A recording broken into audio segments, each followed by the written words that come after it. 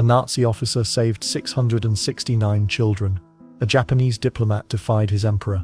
A Polish zookeeper hid Jews in animal cages. Tonight you'll discover 100 acts of kindness that happened during humanity's darkest hour. Stories so incredible, they'll challenge everything you thought you knew about wartime. September 1939. Europe's about to explode into the bloodiest conflict in human history. But here's what most history books skip. While politicians declared war and generals moved armies across maps, ordinary people were already making a different choice. They were choosing kindness. The Kowalski family in Warsaw had barely enough bread for themselves when the bombing started. Their rations could feed maybe 3 people for a week. They had 7 mouths at their table every night. The extra 4, neighbors whose homes got flattened in the first wave of attacks. Mrs. Kowalski never asked if they could contribute food. She just laddered out smaller portions and somehow made it stretch. Makes sense, right? Well, not really. Most people hoard when times get tough. It's human nature. But something strange happened across Europe as the war machine cranked to life. People started sharing more, not less. Take the exodus from London's East End. September 7th, 1940.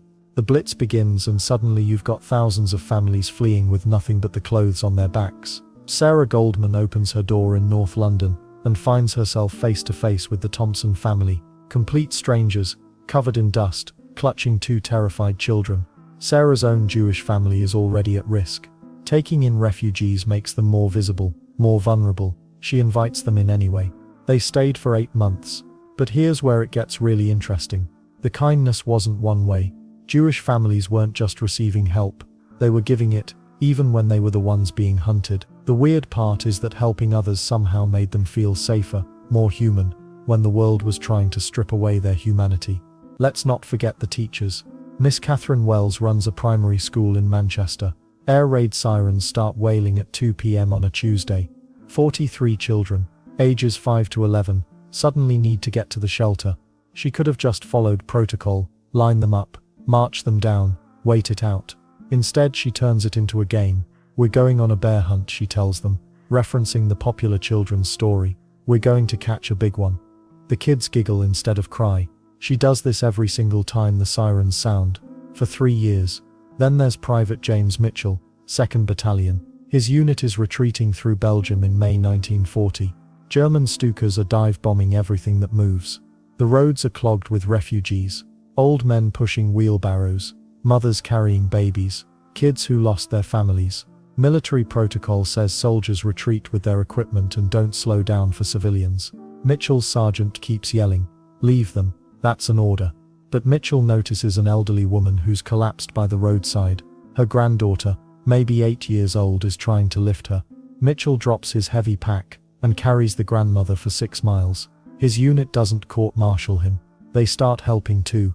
And the weird part is nobody was filming this stuff. No social media to broadcast your good deeds. No news cameras following these stories. People were just being decent, because it felt right.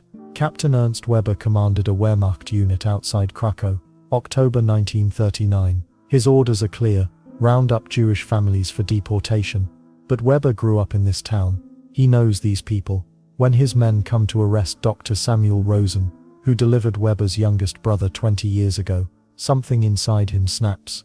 Weber tells his soldiers there's been a paperwork error. The Rosen family needs to report tomorrow instead. That night, Weber warns them to run. The Rosens make it to Switzerland. Weber never reports the mistake. You want to know what's really wild? These acts of kindness weren't random. They were spreading like a virus. Good deeds inspired more good deeds. Mrs. Goldman's neighbors see her helping the Thompson family and start taking in refugees too. Miss Wells' fellow teachers adopt her air raid games. Private Mitchell's whole battalion becomes an unofficial refugee assistance unit. But why? War is supposed to bring out the worst in people, right? Maybe it's simpler than that. When everything familiar falls apart, when the rules stop making sense, people fall back on something more basic, something that doesn't need orders or explanations. They fall back on being human. The really crazy part is that this was just the beginning. As bombs started falling harder, and the war spread across continents, these small acts of decency didn't disappear. They multiplied. And some of the most incredible kindness was about to emerge from the most unlikely place of all, Mainau, The streets of London during the Blitz, where strangers would risk everything for a cup of tea and a moment of comfort. When the bombs started falling on London, something remarkable happened in the rubble-filled streets. People didn't just survive, they thrived through small acts that kept humanity alive during the darkest hours. Tea became the unofficial medicine of wartime Britain. Volunteers would appear like magic during air raids, wheeling trolleys through underground stations packed with frightened families. Steam rose from massive urns as these angels in aprons handed out cups of hot tea to anyone who needed it. The ritual was sacred. Bombs could be exploding overhead, but somehow a proper cup of tea made everything feel manageable again. These volunteers risked their lives every single night, navigating through debris and broken glass just to bring comfort to strangers huddled in tunnels beneath the city. But the kindness didn't stop at beverages. Firefighters rushing into burning buildings would emerge carrying more than just people. They'd rescue the family cat, the beloved dog, even a pet bird in its cage. Makes sense, right? These animals weren't just pets. They were family members whose loss would devastate children already traumatized by war. One firefighter in East London became famous for saving 17 cats in a single week. The man barely mentioned the dozen people he'd pulled from the flames.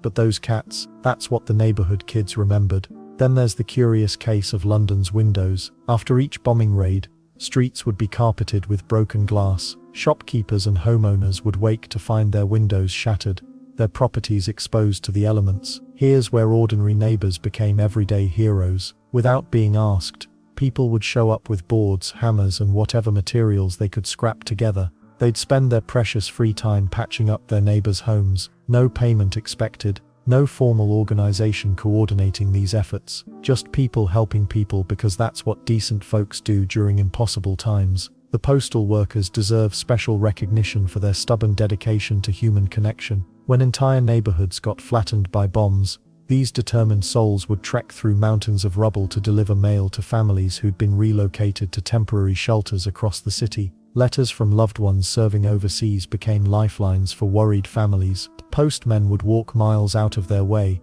following forwarding addresses scrawled on scraps of paper, just to make sure a mother received word from her son fighting in North Africa, or a wife got news from her husband stationed in the Pacific. Well, here's something that might surprise you about Britain's famous class system. Those public air raid shelters, they became the great equalizer of World War II. Duchesses found themselves sleeping next to factory workers. Bank managers shared space with street sweepers. The underground stations welcomed everyone, regardless of how much money sat in their bank accounts or which side of town they called home. Rich kids played games with poor kids while their parents shared stories and cigarettes. Our war had a funny way of reminding people that German bombs didn't discriminate based on social status. Let's not forget the creative solutions people invented to maintain dignity during chaos. Shelter wardens organized impromptu concerts, turning cramped underground platforms into entertainment venues. Someone would produce a harmonica, another person would start singing,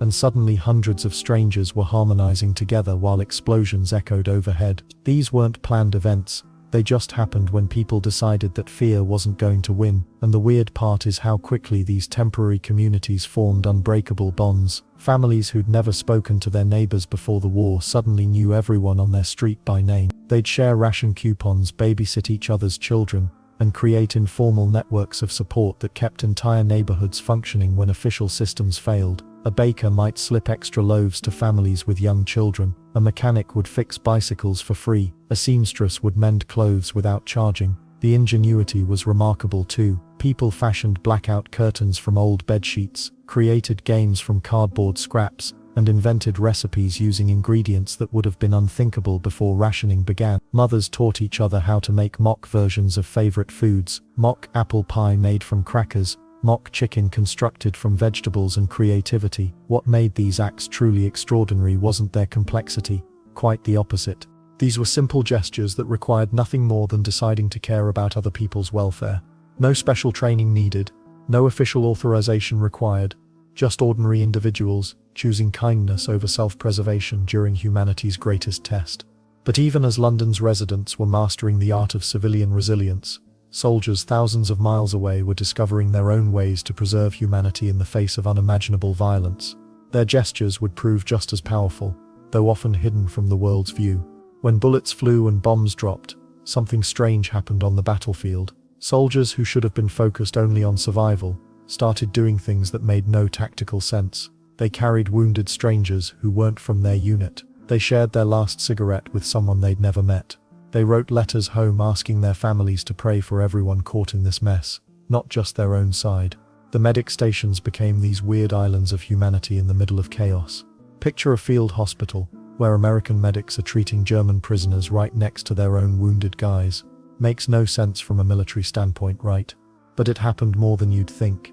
These medical guys took their oath seriously. Heal the sick, help the wounded, period. Didn't matter if the guy bleeding out in front of you was trying to shoot you yesterday. Well, here's where it gets interesting. The letters soldiers sent home tell a different story than what you see in movies. Instead of all this kill the enemy talk, you find these quiet moments of reflection. A sergeant from Ohio writes to his mom asking her to include all the boys over here in her prayers. Not just the American boys, all of them. A British soldier mentions in his diary how he hopes the German kid they captured makes it home to his family. These weren't isolated incidents. They were everywhere if you knew where to look. Then there's the chaplains. These guys had the strangest job description during the war. They're supposed to comfort soldiers who are literally trying to kill other human beings. The good ones figured out pretty quickly that trauma doesn't check your nationality at the door. A Catholic priest from Boston might find himself comforting a Jewish soldier from Brooklyn, a Protestant farm boy from Kansas, and yeah, sometimes even enemy prisoners who spoke broken English and missed their own families. But why did this happen? When everything around you is designed for destruction, maybe the human heart just rebels against all that darkness. Maybe when you see enough death you start valuing life more, not less. The weird part is how often these acts of kindness happened right after the fiercest fighting, like the violence somehow reset people's moral compass. Let's not forget the stretcher bearers. These guys had one of the most dangerous jobs on the battlefield, running into active fire zones to pull out the wounded. Military protocol said prioritize your own troops first. Makes sense strategically, but stretcher bearers kept breaking this rule. They'd see someone hurt and just go. Didn't matter what uniform the guy was wearing. Their reasoning was pretty simple. Wounded is wounded. The forgiveness thing is probably the most mind-bending part of all this. You've got soldiers who watched their best friends die, and then a few hours later they're helping patch up the guys who killed them. A tank commander from the 3rd Armored Division wrote about treating a German tank crew they'd just knocked out. 2 of his own crew were dead, but there he was, sharing his water with enemy soldiers who were burned and crying for their mothers. And the weird part is how these moments spread. One act of mercy seemed to trigger others.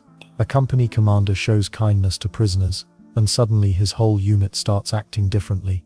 It's like decency was contagious, even in the middle of a war designed to strip away everything decent about human nature. The night battles were where some of the strangest kindnesses happened.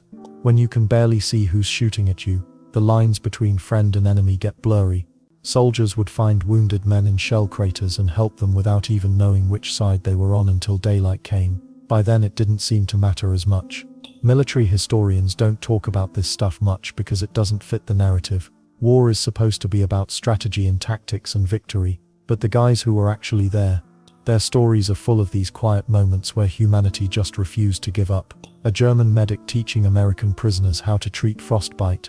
Soviet soldiers sharing their bread with captured Wehrmacht officers. Japanese pilots saluting Allied airmen they just shot down who were parachuting to safety. What makes these stories even more remarkable is that most of these guys never talked about them after the war. They came home and went back to their regular lives, carrying these memories of unexpected kindness like secret treasures. They didn't think they were being heroes. They just thought they were being human. These small gestures of mercy between soldiers were just the beginning though, because while men were finding ways to show kindness on the battlefield, entire populations living under occupation were about to prove that courage could flourish in the darkest places imaginable. Living under Nazi occupation meant every choice could be your last.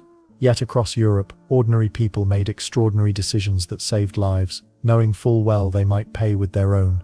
The French resistance gets all the Hollywood glory, but the real heroes were often bakers, teachers and farmers who never fired a shot. Take Marie Dubois, a seamstress in Lyon, who spent her evenings stitching false documents instead of dresses. She saved over 300 families by turning her tiny shop into a forgery operation. Her secret: she used her sewing machine to create perfectly aged paper by running it through fabric scraps soaked in coffee and tea. But here's what gets me: it wasn't just about helping your own people. In occupied Poland, Catholic families risked everything to hide Jewish neighbors they'd barely spoken to before the war. The Kowalski family dug a tunnel connecting their basement to 3 neighboring houses, creating an underground network that sheltered 47 people for 2 years. When the Gestapo finally caught them, old Stefan Kowalski's only regret was that his tunnel wasn't longer. Students across occupied Europe turned rebellion into an art form. At the University of Oslo, professors and students organized what they called ghost lectures, secret classes held in basements and barns to keep education alive under Nazi rule. They didn't just teach mathematics and literature, they taught hope. Professor Erik Hansen smuggled Jewish students out of Norway by hiding them in coffins during fake funeral processions. The man had a dark sense of humor. He'd whisper jokes to keep the corpses from panicking during the long bumpy rides to safety. French farmers developed their own resistance tactics that would make any military strategist proud. They'd deliberately plant their crops in patterns that spelled out warnings when viewed from German reconnaissance planes. From the ground it looked like normal farming. From above, clear messages about troop movements and raid schedules. These agricultural artists saved countless lives with nothing but strategic turnip placement. The message delivery system across occupied territories was pure genius. Children became the backbone of resistance communication because who suspects a kid playing hopscotch? 10-year-old André Marseille memorized coded messages by turning them into silly songs. He'd skip through Nazi checkpoints singing nursery rhymes that contained vital intelligence about German patrol schedules. The boy delivered over 2,000 messages and never once wrote anything down. Let's not forget the teachers who turned their classrooms into sanctuaries. In occupied Holland, school principal Johannes van der Berg converted his school's attic into a hiding place for Jewish children. During the day, they attended regular classes under assumed names. At night, they slept in carefully constructed hideaways behind false walls. Van der Berg taught these children not just academic subjects but how to forge their own handwriting to match their new identities. Danish resistance took a different approach entirely. They made helping Jews a national sport. When the Nazis ordered all Jewish citizens to wear yellow stars, half the population showed up wearing them in solidarity. The Danes smuggled nearly their entire Jewish population to Sweden using fishing boats, disguising families as crews heading out for their daily catch. Captain Lars Nielsen alone ferried over 400 people to safety, claiming his boat had never caught so many fish or carried so much hope. Factory workers across occupied Europe perfected the art of productive sabotage. They deliberately manufactured defective weapons and equipment, but so cleverly that the flaws only showed up under combat conditions. A munitions worker in Czechoslovakia spent 3 years making artillery shells that would jam rather than fire, saving Allied lives while appearing completely loyal to his Nazi supervisors. Then there were the priests and ministers who turned their churches into underground railroads. Father Giuseppe Romano in Italy created an entire network of safe houses using monastery cellars and church crypts. He developed a system where resistance fighters would confess their locations and plans, allowing him to coordinate rescue operations under the protection of religious confidentiality. The Nazis never caught on that. Salvation was being organized right under their noses during Sunday Mass. Village doctors performed their own quiet miracles, treating wounded resistance fighters alongside German soldiers without betraying either side. Anna Petrov in Yugoslavia kept detailed medical records that were completely fabricated, hiding the identities of partisans by listing them as victims of common accidents rather than combat injuries. These weren't trained soldiers or professional spies. They were regular people who decided that basic human decency was worth dying for. Their weapons were creativity, courage, and an unshakable belief that kindness could survive even the darkest times. While resistance fighters risked everything behind enemy lines, something equally remarkable was happening between soldiers who were supposed to be enemies. The stories from the battlefield itself reveal a different kind of courage entirely. When countries fight each other, sharing secrets usually means someone dies. But World War II had these bizarre moments where enemies quietly helped each other survive. The weirdest part, some of the most dangerous military secrets were leaked not to hurt people but to save them. British pilots developed this unofficial code during bombing runs over Holland. They'd drop altitude and waggle their wings in specific patterns before major raids. Dutch civilians learned to read these signals like a deadly weather forecast. 3 wing dips meant get to the shelters now. The Royal Air Force never officially authorized this warning system, but hundreds of pilots risked court-martial to give families those precious extra minutes. Then there's the story that sounds completely made up. American and Russian troops, officially allies but already suspicious of each other, found themselves rebuilding the same German village in 1945. The Russians had heavy machinery, but no medical supplies. Americans had field hospitals, but their bulldozers had broken down. For 3 weeks they shared everything. Russian engineers fixed American equipment while American medics treated Russian soldiers who'd been injured clearing rubble. The village got rebuilt twice as fast and nobody had to die from infected wounds. Flying over enemy territory meant constant danger, but some pilots turned into accidental humanitarian workers. American bomber crews started dropping care packages instead of bombs during specific missions, not official supply drops with military approval.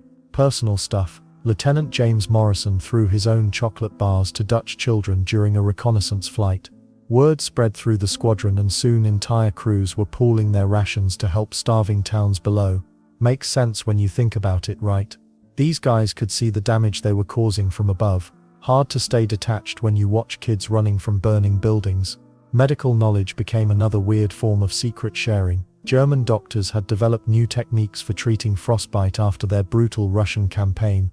This information somehow found its way to Allied medical units through prisoner exchanges and neutral country contacts.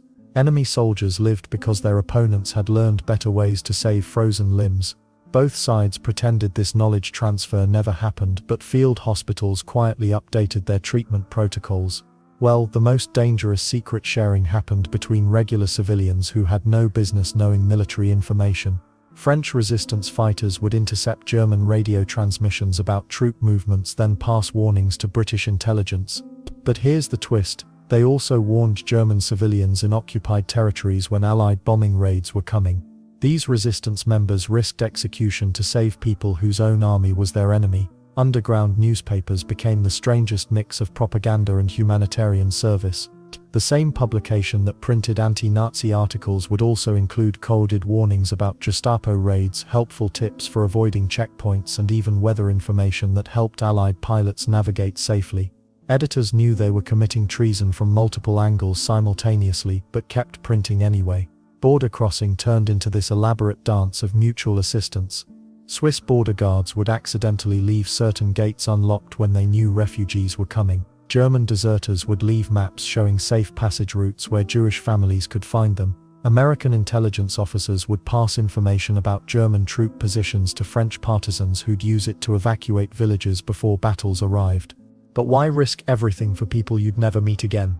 Captain Robert Hayes wrote to his wife about dropping medical supplies to a German field hospital. Saw their wounded soldiers crawling toward our packages. Some of them probably shot at us yesterday. Doesn't matter now. Pain looks the same in any language. The radio waves carried more than military commands. Amateur radio operators across Europe created secret networks that shared everything from weather forecasts to family messages. British operators would relay information about safe houses in France. German operators would warn about upcoming SS raids. Russian operators would pass along news from family members separated by battle lines. All completely illegal, all potentially fatal if discovered. Shared maps became unexpected lifelines. Pilots from different countries would mark dangerous areas, safe landing zones, and civilian shelter locations on captured navigation charts. These maps changed hands through prisoner exchanges, mutual contacts, and sometimes just got lost where enemy forces could find them. Navigation information that could have provided military advantages instead became tools for avoiding civilian casualties. Local knowledge proved more valuable than official intelligence. Villagers knew which roads were mined, which bridges were safe, and where fresh water could be found. This information crossed battle lines through the strangest channels: love letters, trade negotiations, even children's games. A German soldier might warn a French farmer about unexploded shells in exchange for directions to clean water. Of course, sharing secrets during wartime creates its own problems. Trust becomes this impossible calculation where wrong guesses kill people. But thousands of small betrayals of military protocol ended up saving lives that official orders would have sacrificed. The next phase of war kindness happened in places where mercy seemed completely impossible. Behind barbed wire and concrete walls, something remarkable happened. When you strip away everything from human beings, their freedom, their dignity, their hope, what remains tells you who they really are. In prison camps across the world surrounded by guards and guns, ordinary people found ways to be extraordinary. Take Stalag Lift, the 3, where Allied airmen were packed together after being shot down. These weren't just any prisoners, these were guys who'd been flying bombing missions over German cities just days before. You'd think they'd be focused on escape plans and survival. Well, they were, but they also did something else entirely. Private Johnson from Ohio had been saving his bread ration for 3 days, not because he wasn't hungry. Everyone was always hungry. He was planning a birthday party for Hans, a German-American pilot who'd mentioned his birthday was coming up. Johnson organized the whole thing, getting other prisoners to contribute tiny bits of their rations.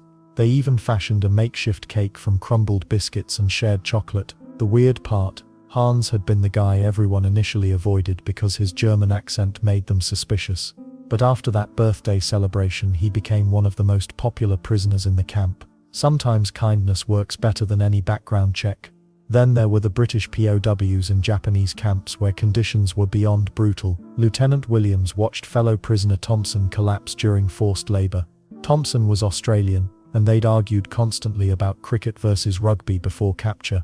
But Williams didn't hesitate. He carried Thompson's share of rocks for the rest of the day, knowing full well it meant his own rations might be cut if guards noticed. What's fascinating is how these small acts spread like wildfire. Word would get around the camp, Williams helped Thompson today, and suddenly other prisoners started looking out for each other too. Guard brutality couldn't stop it. Terrible food couldn't stop it. Even the threat of punishment couldn't stop it. Let's not forget the guards themselves. Captain Moeller at a POW camp near Munich wasn't supposed to show mercy. His orders were crystal clear, but when he saw prisoners shivering during a particularly harsh winter, he started accidentally leaving extra blankets near their quarters. He'd walk away whistling, pretending not to notice when prisoners grabbed them. One Christmas Eve, something incredible happened at that same camp. The prisoners had been quietly preparing a small celebration with whatever scraps they could find. Moeller discovered their plan during an inspection. Protocol demanded he confiscate everything and punish the organizers. Instead, he contributed 2 precious oranges from his personal supplies and told them to keep the noise down. But here's where it gets really interesting. After the war, several of those former prisoners tracked down Captain Moeller. They wanted to thank him. These were men who'd lost years of their lives in captivity. Yet they remembered his small gestures of humanity more clearly than their anger. American POWs in German camps developed their own system of sharing. If someone received a Red Cross package, those miraculous boxes of real food, camp tradition demanded it be divided among at least 6 prisoners. Nobody enforced this rule. No guards made them do it. They just did it because it felt right. Sergeant Peterson from Minnesota received a package containing chocolate bars, cigarettes, and canned meat. He could have eaten everything himself and nobody would have blamed him. Instead, he organized what they called Christmas in July, distributing everything to prisoners who hadn't received packages in months. The chocolate was gone in minutes, but the memory of Peterson's generosity lasted years.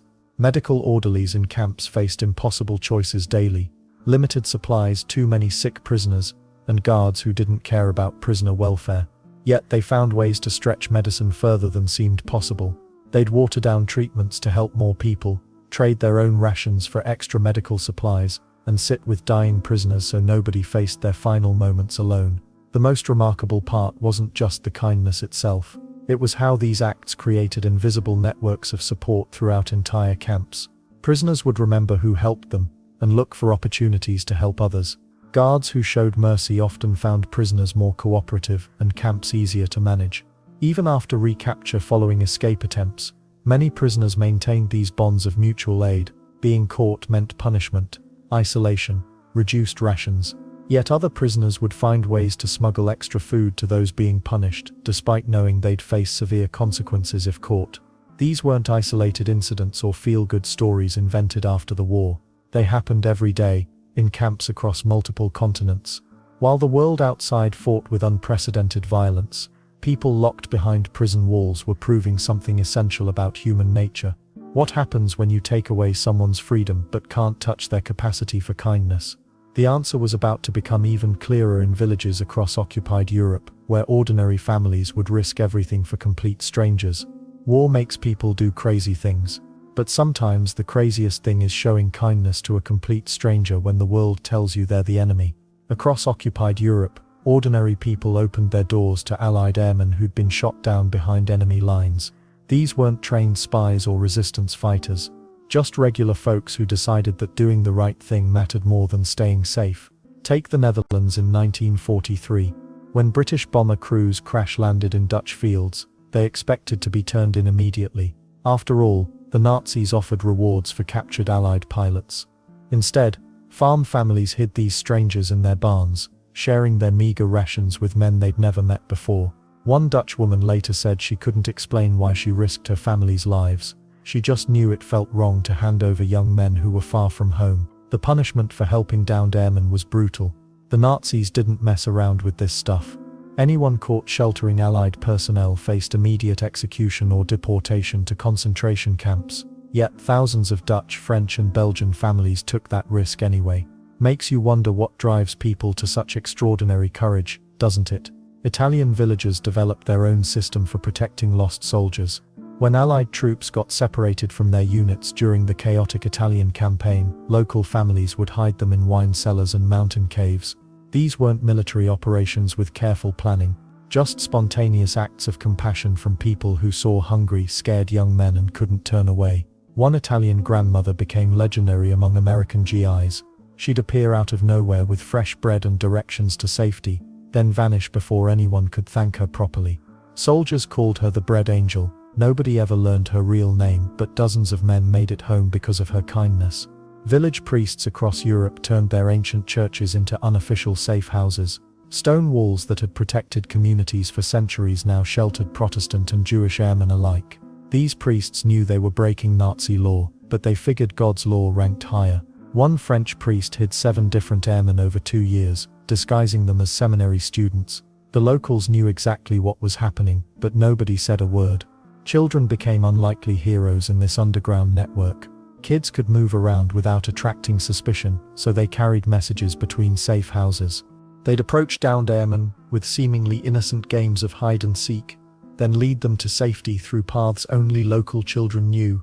These weren't dramatic spy movie scenes. Just kids being kids, while secretly saving lives.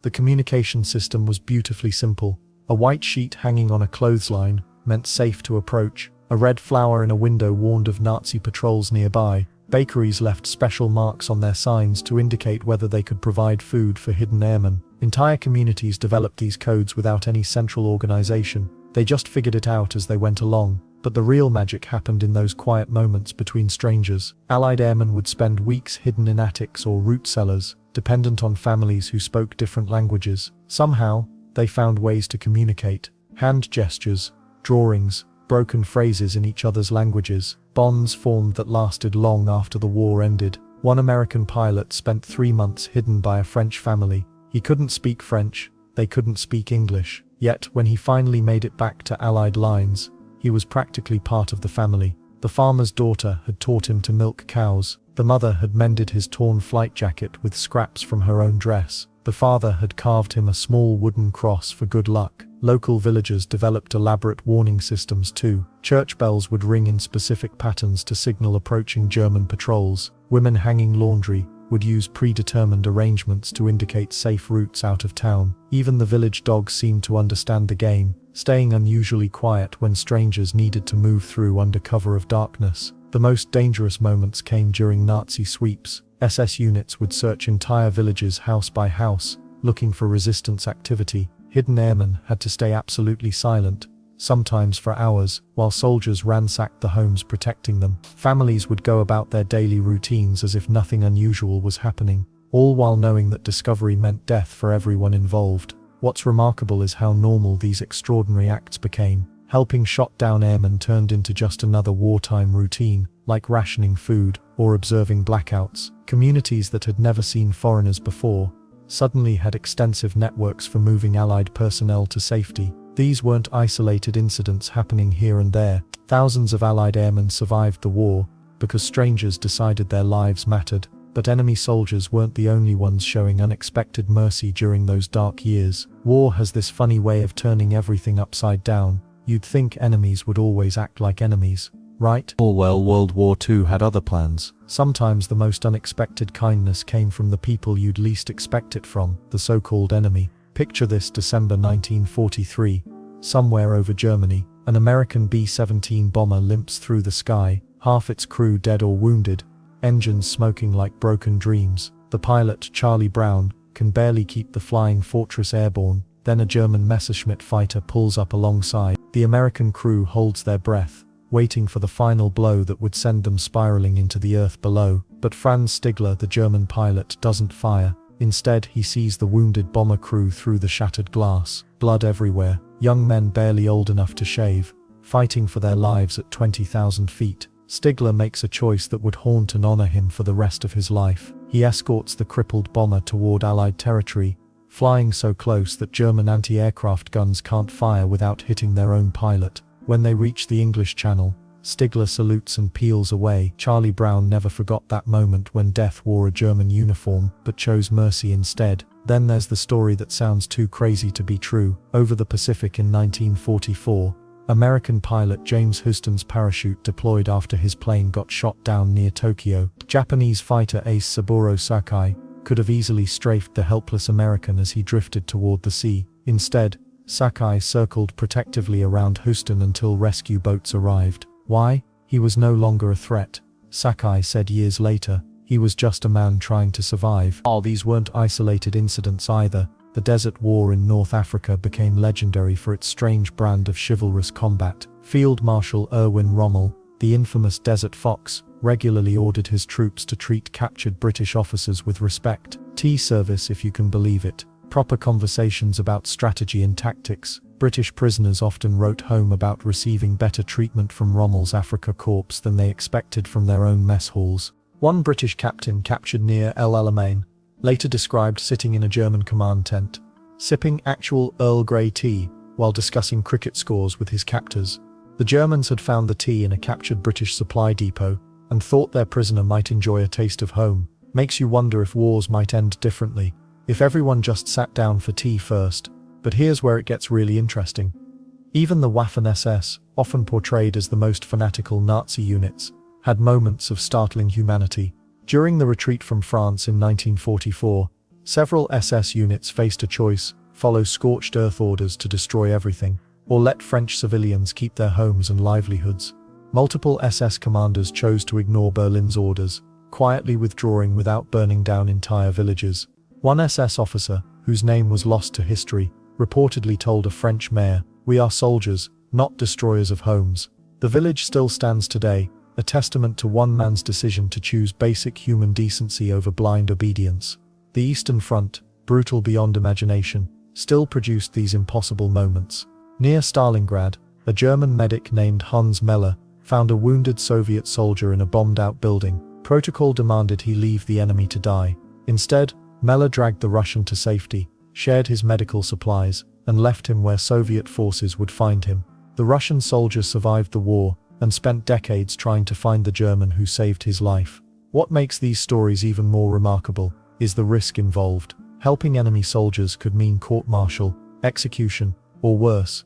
These men chose compassion knowing it might cost them everything. They saw beyond uniforms and flags to something more fundamental: the recognition that their enemies were human beings with families, dreams, and the same desire to see another sunrise. Franz Stigler, the German pilot who escorted that damaged American bomber to safety, lived in quiet anonymity for decades after the war. He never bragged about his mercy, never sought recognition. When Charlie Brown finally tracked him down in the 1990s, Stigler simply said he'd done what any decent pilot would do.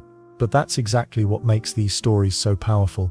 In humanity's darkest hour, ordinary people made extraordinary choices. They proved that even in total war, kindness could still find a way to break through. Of course, not every act of wartime kindness happened between opposing soldiers. Sometimes the most beautiful moments occurred when enemies became something else entirely, even if just for one magical night during the deadliest winter of the war. Snow fell thick across the Ardennes forest on Christmas Eve, 1944. The Battle of the Bulge raged around them, but inside a tiny wooden cabin, something impossible was about to happen. 3 American soldiers, 2 wounded, 1 barely hanging on to life, had stumbled through German lines looking for shelter. What they found changed everything. The cabin wasn't empty. A German mother named Elisabeth Winken lived there with her 12-year-old son, Fritz. She'd fled Cologne after the bombing, seeking peace in this remote forest. Peace seemed like a joke now, with artillery thunder echoing through the trees, and desperate men bleeding on her doorstep. Elizabeth opened the door anyway. She saw 3 enemy soldiers, one unconscious, his friends begging for help in broken German. The smart move. Turn them away. The human move. Well, that's where this story gets interesting. She pulled them inside without hesitation. Fritz stared wide-eyed as his mother helped carry the wounded American to their small bed. The soldier had taken shrapnel in his leg and lost too much blood.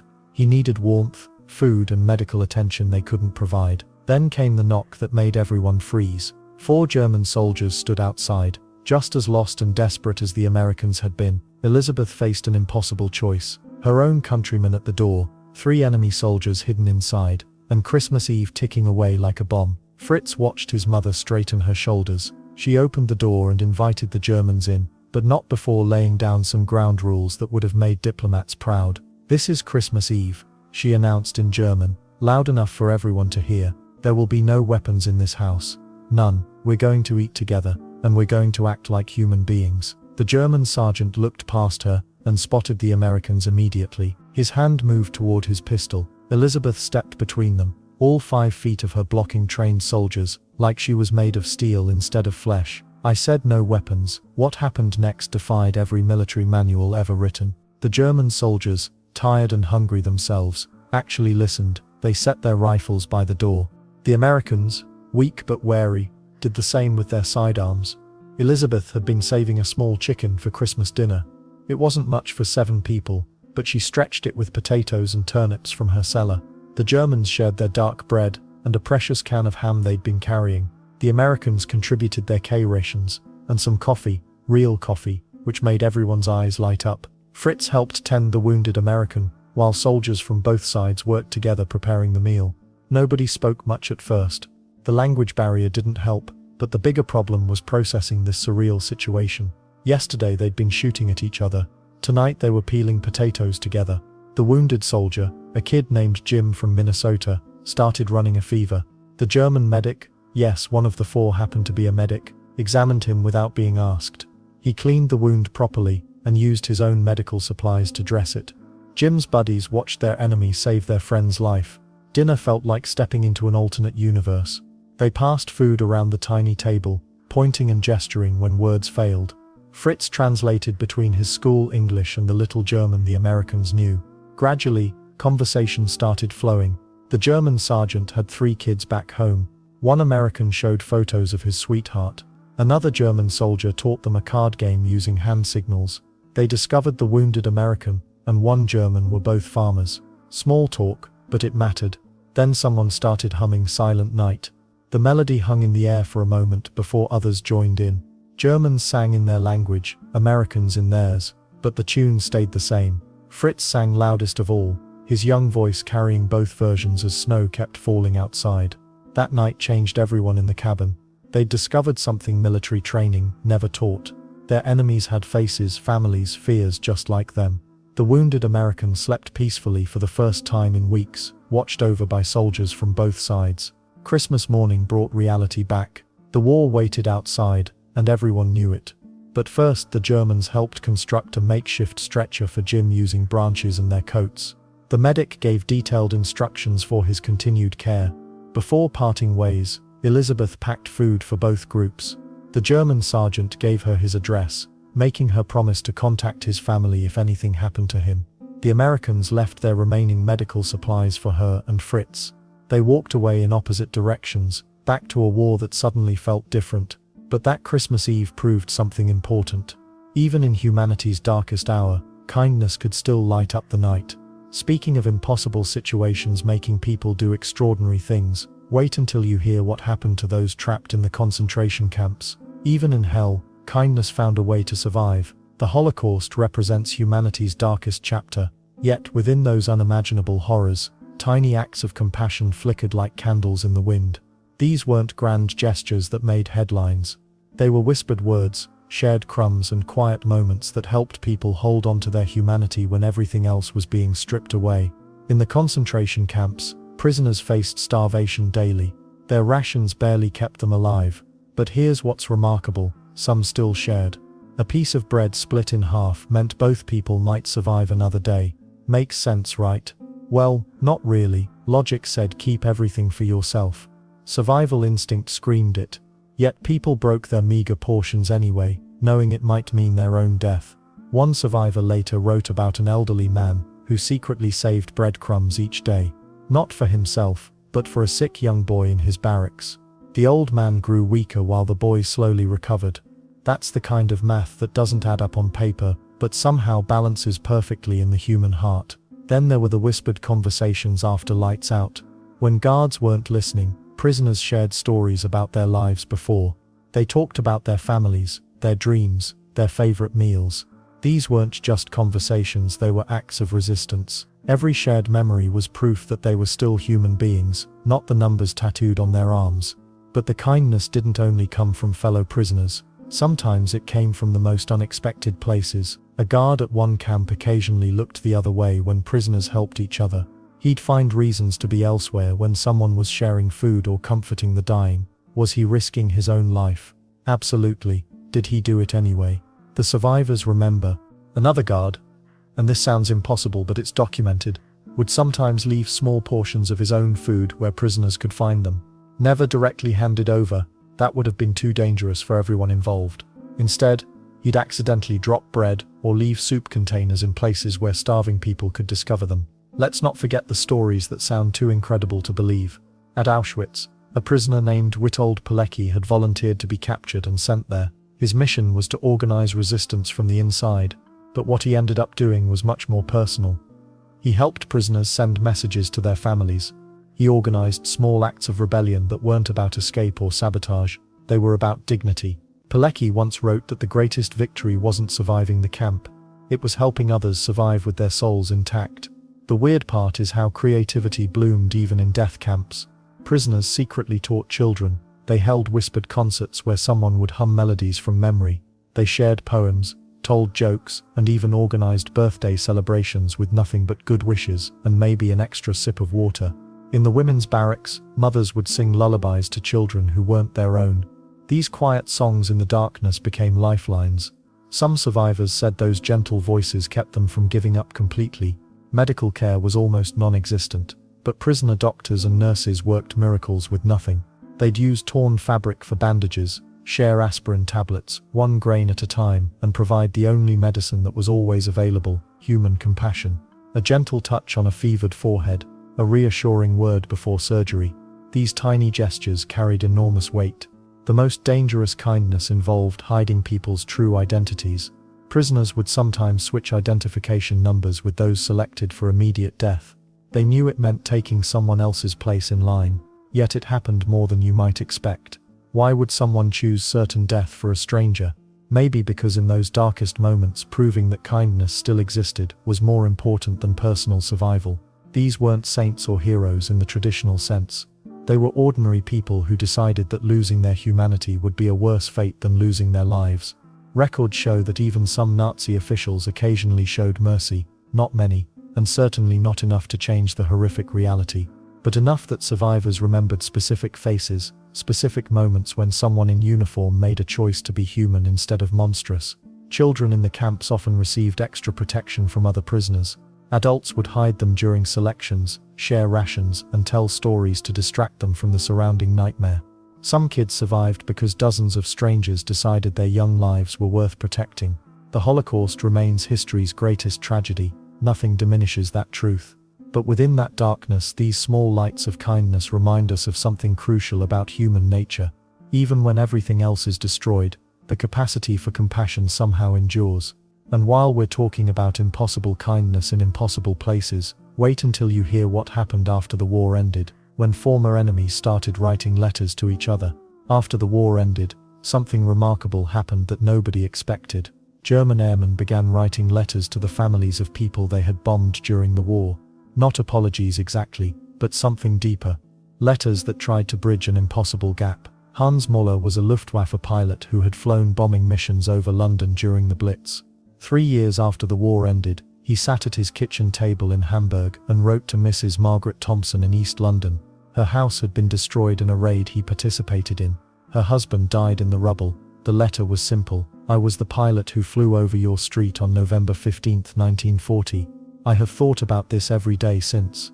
I know my words cannot bring back what you lost, but I wanted you to know that we were not monsters. We were scared young men following orders, and I am sorry for your pain, Mrs. Thompson's response surprised everyone, including herself. She wrote back. They exchanged letters for 12 years. Then there's the story of Oberkreiter Kurt Wagner, a German anti-aircraft gunner who shot down an American B-17 bomber over Bavaria in 1944.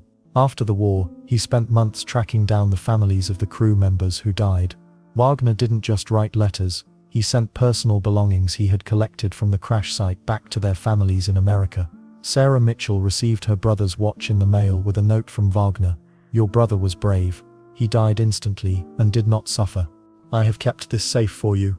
The watch still had dried blood on it, but Sarah treasured it more than anything she owned. But the most unusual letter exchange started when Captain James Hartford, a British RAF pilot, received a package from Germany in 1947. Inside was his father's wedding ring, along with a note from Hauptmann Friedrich Kleist. The ring had belonged to Hartford's father, who died in World War I. Kleist's father had taken it from a British prisoner in 1917, not knowing the man would die of his wounds days later. My father told me about your father before he died, Kleist wrote. He said the British soldier showed him a photograph of his baby son. You were that baby.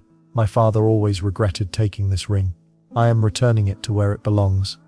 Hartford was stunned. His father had been captured and died in German custody when James was only 6 months old. The two men began writing regularly, sharing stories about their fathers and the wars that shaped their lives. They eventually met in person and became lifelong friends. What made these letters special wasn't just the act of writing them, it was the courage to reach across the deepest possible divide. These weren't formal diplomatic exchanges or government programs. They were personal, human attempts to heal wounds that seemed unhealable. Lieutenant Colonel Wilhelm Hoffmann went even further.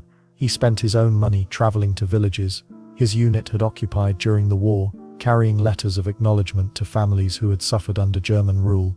In the French village of Oradour-sur-Glane, where his unit had been stationed before the massacre, Hoffmann met with survivors and personally delivered letters expressing his horror at what had happened after he left. Some of these letters led to extraordinary friendships. Former enemies became pen pals, sharing family news, recipes, and photographs.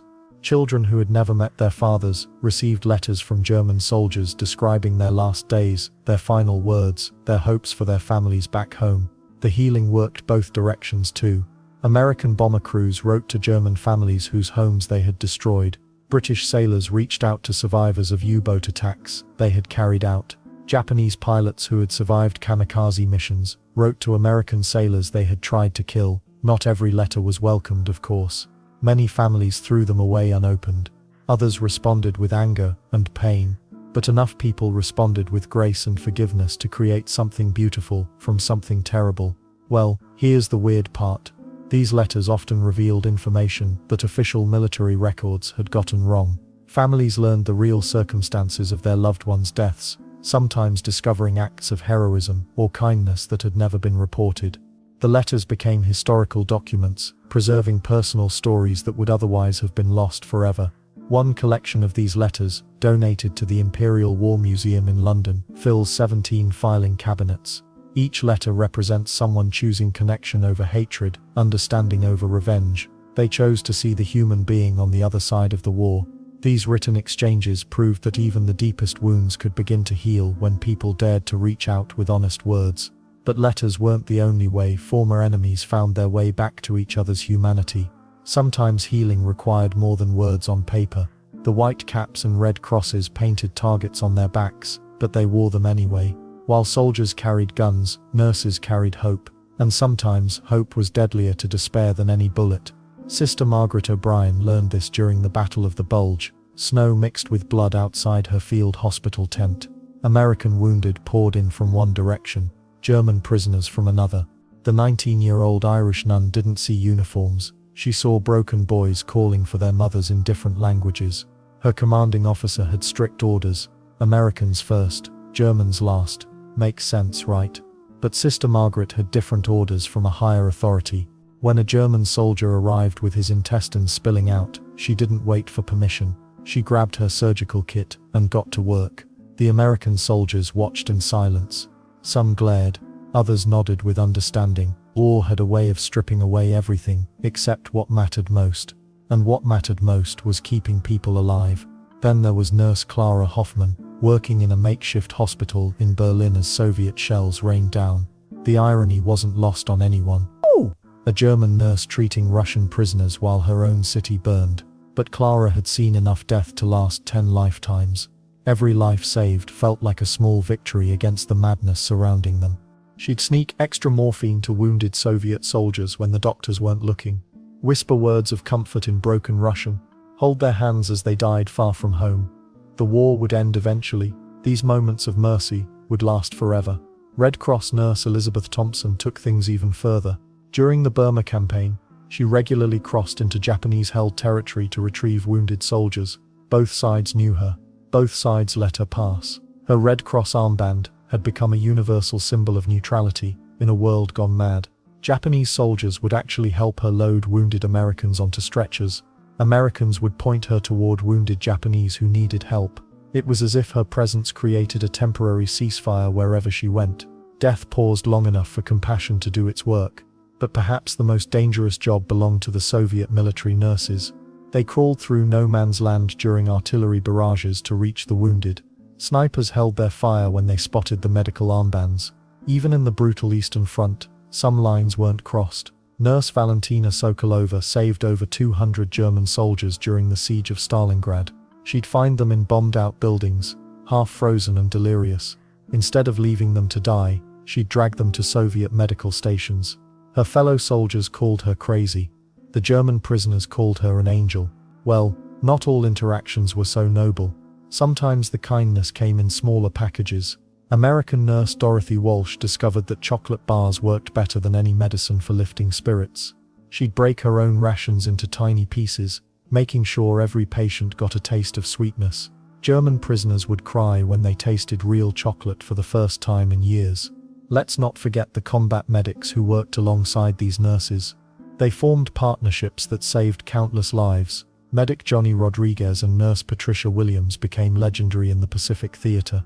They'd work together under enemy fire, passing instruments like a surgical dance team. When Patricia got malaria, Johnny took over her nursing duties too.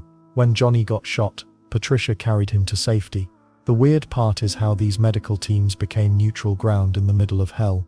Enemy soldiers would actually escort wounded men to field hospitals run by opposing forces. They trusted that Red Cross symbol more than their own commanders sometimes. French resistance nurse Marie Dubois took incredible risks hiding Allied pilots in her underground hospital. Nazi patrols searched the area daily, but Marie had converted old wine cellars into secret wards. Wounded American airmen would recover next to injured French fighters, and even German deserters who'd switched sides. The most heartbreaking stories involved nurses comforting soldiers who knew they were dying. They'd write final letters home when the men couldn't hold pens anymore, sing lullabies learned from their own mothers, promise to find families after the war, and deliver last messages. Some nurses kept detailed records of every patient they treated. Names, hometowns, final words. They turned themselves into living memorials for boys who'd never make it home. After the war, many spent years tracking down families to share those final moments. These women and men in medical uniforms proved something important. Healing doesn't take sides. Compassion doesn't recognize borders. And sometimes the bravest thing you can do is patch up your enemy so they can live to hate you another day. Which brings us to something even more remarkable than individual acts of mercy. Sometimes entire networks formed to spirit people away from danger, creating underground railroads that would make Harriet Tubman proud. The forests of Nazi-occupied Europe became highways of hope. Dense woodlands that once served as hunting grounds for nobility transformed into lifelines for desperate families fleeing persecution. These weren't your typical escape routes with clear signs and comfortable rest stops. They were treacherous paths through brambles and darkness, where a snapped twig could mean the difference between freedom and death. Local guides risked everything to lead strangers through these woodland mazes. Many were farmers who knew every deer trail and hidden creek. Others were former soldiers who understood how to move silently through enemy territory. What made them extraordinary? They asked for nothing in return except the chance to save lives. Take Willem, a Dutch blacksmith who spent his nights leading Jewish families through the forests near the German border. He'd memorized which branches creaked, where the ground stayed firm after rain, and how to navigate by starlight when clouds covered the moon. Willem once guided 17 people in a single night, including 3 infants whose parents had wrapped their feet in cloth to muffle any crying. The communication systems these underground networks developed were nothing short of ingenious. A white cloth hanging on a specific tree branch meant the path was clear. 3 stones stacked near a particular oak indicated German patrols nearby. Even something as simple as a farmer leaving his gate open could signal whether it was safe to proceed or time to hide. Railroad workers became unexpected heroes in this underground movement. They weren't just moving trains from station to station anymore. They were smuggling human cargo in freight cars, hiding families in coal compartments, and creating false cargo manifests that listed machine parts instead of fleeing refugees. One train conductor named Hans regularly altered his route schedules to avoid Nazi checkpoints. He'd tell German officials his engine needed repairs, buying precious hours for families to slip away into nearby forests. Hans kept this up for 2 years before anyone caught on. When they finally did, he'd already helped over 300 people escape to safety. Then there were the identity specialists. Local blacksmiths didn't just shoe horses and fix farming equipment anymore. They became masters of document forgery, creating new identification papers that could fool Nazi inspectors. These weren't professional counterfeiters. They were ordinary craftsmen who learned to replicate official stamps using heated metal tools and makeshift ink. The attention to detail was remarkable. They'd age papers by leaving them in barn lofts, create realistic wear patterns on the corners, and even study regional dialects to help refugees practice their new identities. One blacksmith spent weeks learning how people from different German provinces pronounced certain words, then coached escapees on their new accents. Children played crucial roles in these escape networks too. Who would suspect a 10-year-old of carrying secret messages? Kids delivered coded notes between safe houses, warned adults about patrol schedules, and even helped create distractions when necessary. Some learned to whistle specific bird calls that signaled all clear or danger ahead. The ingenuity never stopped surprising. Railroad workers developed hollow compartments in train cars that could hold entire families. They'd remove sections of flooring, create spaces between walls, and install hidden ventilation systems. These weren't comfortable accommodations, but they worked. Families would spend hours cramped in darkness, listening to German voices searching the cars above them. Forest guides created entire supply networks along escape routes. They'd bury food caches near distinctive landmarks, leave blankets in hollow trees, and establish temporary shelters in abandoned hunting cabins. Some routes had supply drops every few miles, just enough to keep exhausted families moving toward freedom. Communication between different resistance cells required careful coordination. Messages traveled through networks of farmers, shopkeepers, and clergy members. A baker might pass information to a milk delivery man, who'd relay it to a village priest, who'd send word to forest guides. Each person knew only their small piece of the puzzle, protecting the entire operation if someone got caught. The psychological toll on these guides was enormous. They'd watch families disappear into the night, never knowing if their directions led to safety or capture. Some guides walked the same dangerous paths dozens of times, always wondering if this trip would be their last. Yet they kept going, driven by something deeper than personal safety. Weather became both enemy and ally. Snow could hide footprints but also made travel treacherous. Rain muffled sounds but turned forest paths into muddy obstacles. Guides learned to read weather patterns, timing escapes around storms and seasonal changes that might provide better cover. The success of these underground railroads depended on ordinary people making extraordinary choices. Farmers risked their land, workers risked their jobs, and parents risked their children's safety. But they also created something powerful, proof that even in humanity's darkest hour, strangers would still help strangers find their way home. Speaking of strangers helping each other, the ghettos of occupied Europe revealed even more surprising acts of compassion, where people with almost nothing still found ways to share. Behind the barbed wire and crumbling brick walls of Europe's ghettos, a different kind of war was being fought. Not with guns or bombs, but with scraps of bread, whispered prayers, and acts of defiance so small they could fit in your pocket. Yet these tiny gestures carried the weight of entire worlds. Dr. Emanuel Ringelblum knew he was risking everything. Every night in the Warsaw ghetto, he treated patients in secret, moving from building to building with medical supplies hidden in his coat. The Nazis had banned proper medical care for Jews. His response? Keep healing anyway. When typhus swept through the overcrowded streets, Ringelblum didn't just treat the disease, he documented every act of kindness he witnessed. Neighbors sharing their last aspirin, families taking in orphan children, strangers becoming lifelines. The smugglers were mostly teenagers, kids who could slip through holes in walls, crawl under fences, and charm their way past guards. 13-year-old Sarah Plotkin made it her mission to bring food to families with young children. She'd hide potatoes in her dress, bread in her shoes, sometimes even a precious egg tucked inside her hat. Got caught once. The guard looked at this skinny kid with defiant eyes, and somehow found himself looking the other way. Music became medicine in the most unexpected places. In the Theresienstadt ghetto, composer Pavel Haas organized secret concerts in basements and hidden rooms. Violinists played with broken strings. Singers performed without sheet music. The audience sat on crates and rubble, but for those stolen moments, they weren't prisoners. They were human beings experiencing beauty. The irony wasn't lost on anyone. Here they were, supposedly stripped of everything, yet creating art that would outlast their captors. Then there were the children who became the ghetto's unofficial postal service. 9-year-old David Widowinski memorized entire messages, rather than carry written notes that could get people killed. He'd deliver information about food distributions, warn families about upcoming raids, even carry love letters between separated couples. His perfect memory became a lifeline for hundreds.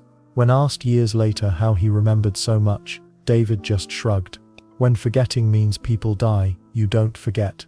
The underground schools were perhaps the most dangerous rebellion of all. Teaching Jewish children was punishable by death. Teaching them Hebrew or their own history, that was practically a declaration of war against the Nazi regime. But in cellars and abandoned buildings, teachers like Janis Korczak refused to let education die. They taught math using ration calculations, history through whispered stories, literature by reciting banned books from memory. These weren't just lessons, they were acts of hope. Catholic priests found themselves in an impossible position within ghetto walls. Father Marceli Godlewski had been moved into the Warsaw ghetto specifically to minister to Jewish converts to Christianity. Instead, he ended up comforting anyone who needed it, regardless of their faith. He'd sit with dying children, offer last rites to anyone who wanted them, and somehow always managed to find extra food for the hungriest families. His superiors never quite figured out how he stretched his meager supplies so far. The black market wasn't just about survival, it was about dignity. Smugglers brought in more than food. They carried lipstick for women who wanted to feel human, playing cards for families desperate for distraction, even chocolate for children who'd forgotten what sweetness tasted like. These weren't necessities for staying alive, but they were essential for staying sane. Communication networks developed that would make modern social media jealous. Information traveled through laundry lines, where hanging sheets carried coded messages, through children's games, where playground songs contained warnings about raids, even through the placement of garbage, where a moved bucket could signal safety or danger. The Nazis controlled the official channels, but they couldn't control human ingenuity. Jewish police faced an impossible choice daily: work with the Nazis or watch their families starve. Most tried to find a middle ground that probably satisfied nobody. Some quietly warned families before raids. Others accidentally let people escape during arrests. A few even sabotaged their own orders. History judges these men harshly, but the reality was messier than simple collaboration or resistance. Artists documented everything. They drew pictures on scraps of paper, carved messages into walls, even created tiny sculptures from discarded materials. These weren't grand masterpieces, they were evidence. Proof that humanity persisted in places designed to crush it. Many of these works were discovered decades later, hidden in walls or buried in gardens, silent witnesses to daily acts of extraordinary courage. The ghetto's secret libraries preserved more than books. They saved stories, jokes, recipes, and lullabies. Anything that connected people to who they were before the walls went up. Reading groups met in secret, sharing not just literature, but hope that someday someone would want to remember how they lived, not just how they died. But even as these small acts of resistance bloomed within the ghetto walls, beyond them, librarians and teachers were waging their own quiet war against erasure. When bombs were falling and buildings were crumbling, Some people made strange choices, while others fled. A group of librarians, teachers and museum workers stayed behind to save something different. Not lives, not gold, not weapons. Books, paintings, scrolls, the stuff most people would leave behind in a fire. The Nazis had lists, long detailed lists of exactly which books to burn and which artworks to steal or destroy. They knew that controlling culture meant controlling minds. Smart move, really. Destroy a people's stories, and you destroy their identity. But here's what they didn't count on. Ordinary people who valued old books more than their own safety. In Paris, the staff at the Louvre worked like madmen before the German tanks rolled in. They carefully wrapped the Mona Lisa in blankets and loaded her into an ambulance. Yes, an ambulance. The most famous painting in the world got a ride meant for injured people. The painting spent the war years hiding in various chateaux across France, moving from basement to basement like a fugitive. Polish librarians pulled off something even more daring. In Warsaw, as the Nazis systematically destroyed Polish culture, librarians created an underground library system. They hid books in sewers, buried them in gardens, and smuggled them between houses in baby carriages. Teachers held secret schools in basements, using these rescued textbooks to keep Polish language and history alive. Getting caught meant death. They did it anyway. The weirdest part. Some Nazi soldiers helped. A German officer in Florence warned Italian museum curators which buildings would be bombed, giving them time to move precious Renaissance sculptures. Another Wehrmacht soldier in Greece looked the other way when locals smuggled ancient manuscripts out of monasteries marked for destruction. These soldiers risked court-martial to save art they'd never see again. Jewish families across Europe made heartbreaking choices about what to save. Before being forced into ghettos, they often buried their most precious books, religious texts passed down through generations, family records, children's handwritten stories. A rabbi in Vilna organized teams to rescue thousands of rare Jewish manuscripts, hiding them in walls and under floorboards. The Nazis called Vilna the Jerusalem of Lithuania because of its rich Jewish culture. The rabbi made sure that culture would survive, even if he didn't. Children became unlikely heroes in this battle for books. In occupied Holland, kids smuggled banned books between houses, hiding them in school bags under their lunch. Dutch teachers created elaborate games where students memorized poems and stories, turning their minds into living libraries. If the books burned, at least the words would live on in young memories. Then there's the story of the Rosemain Reading Room in New York. Wait, that's not in Europe, right? Well, librarians there worked around the clock to microfilm European manuscripts and documents, creating backup copies thousands of miles from the war. They knew that if original texts were destroyed in bombing raids, these copies might be all that remained of centuries of human knowledge. Museum workers in Leningrad did something incredible during the 872-day siege. While people starved and froze, curators continued caring for artworks in the Hermitage Museum. They held art classes in the museum's frozen halls, teaching starving children about beauty and culture. Some curators died at their posts, but the art survived. Religious communities played their part too. Monks in Italian monasteries hid illuminated manuscripts in false walls. They taught local children how to read Latin, ensuring someone would understand these ancient texts after the war ended. Protestant ministers in Norway smuggled hymnals and prayer books, keeping their language and traditions alive under occupation. The underground schools were perhaps the most dangerous operation. In Poland, teaching Polish history became a capital offense. Teachers met in secret, moving from house to house, using rescued textbooks to educate children who were supposed to become ignorant laborers for the Reich. These educators risked everything to ensure Polish culture wouldn't disappear in a single generation. What's fascinating is how ordinary people understood something the Nazis missed. You can rebuild houses, replant fields, even regrow populations. But once you lose your stories, your art, your accumulated knowledge, that's gone forever. These cultural guardians grasped that preserving humanity's creative heritage was just as important as preserving human lives. Artists themselves became living repositories of culture. Musicians memorized entire symphonies, writers composed poetry in their heads, painters sketched scenes on scraps of paper. They turned themselves into human museums, carrying irreplaceable cultural treasures in their minds. The war ended, but these rescued books and artworks needed new homes. Families had been scattered, museums lay in ruins, libraries existed only as empty shells. The people who'd risked everything to save culture now faced a different challenge, rebuilding the institutions that could house their rescued treasures. But that rebuilding effort would reveal something unexpected about human nature. Sometimes the most powerful acts of defiance don't involve weapons or armies. The Polish underground had a saying, "We'd rather die standing than live kneeling." But when it came to protecting their Jewish neighbors, they proved actions spoke louder than words. In Warsaw's ghettos, Polish families didn't just hide people in their attics. They moved entire families through networks that stretched across the city like invisible highways. Maria Kowalski, a baker's wife, kept detailed records of everyone she helped escape. Her notebook, hidden inside a jar of flour, when the Nazis searched her house, they walked right past dinner for 12 hidden families. What's remarkable about Polish resistance wasn't just the scale, it was the creativity. Catholic priests baptized Jewish children with fake names, creating entire paper trails of false identities. Teachers held secret classes in abandoned buildings. Even the local postman, Jan Nowak, carried coded messages in his mailbag between resistance cells. The Nazis never suspected the friendly mailman delivering their own correspondence was simultaneously coordinating rescue operations. Then there's Denmark, where an entire nation basically gave Hitler the middle finger.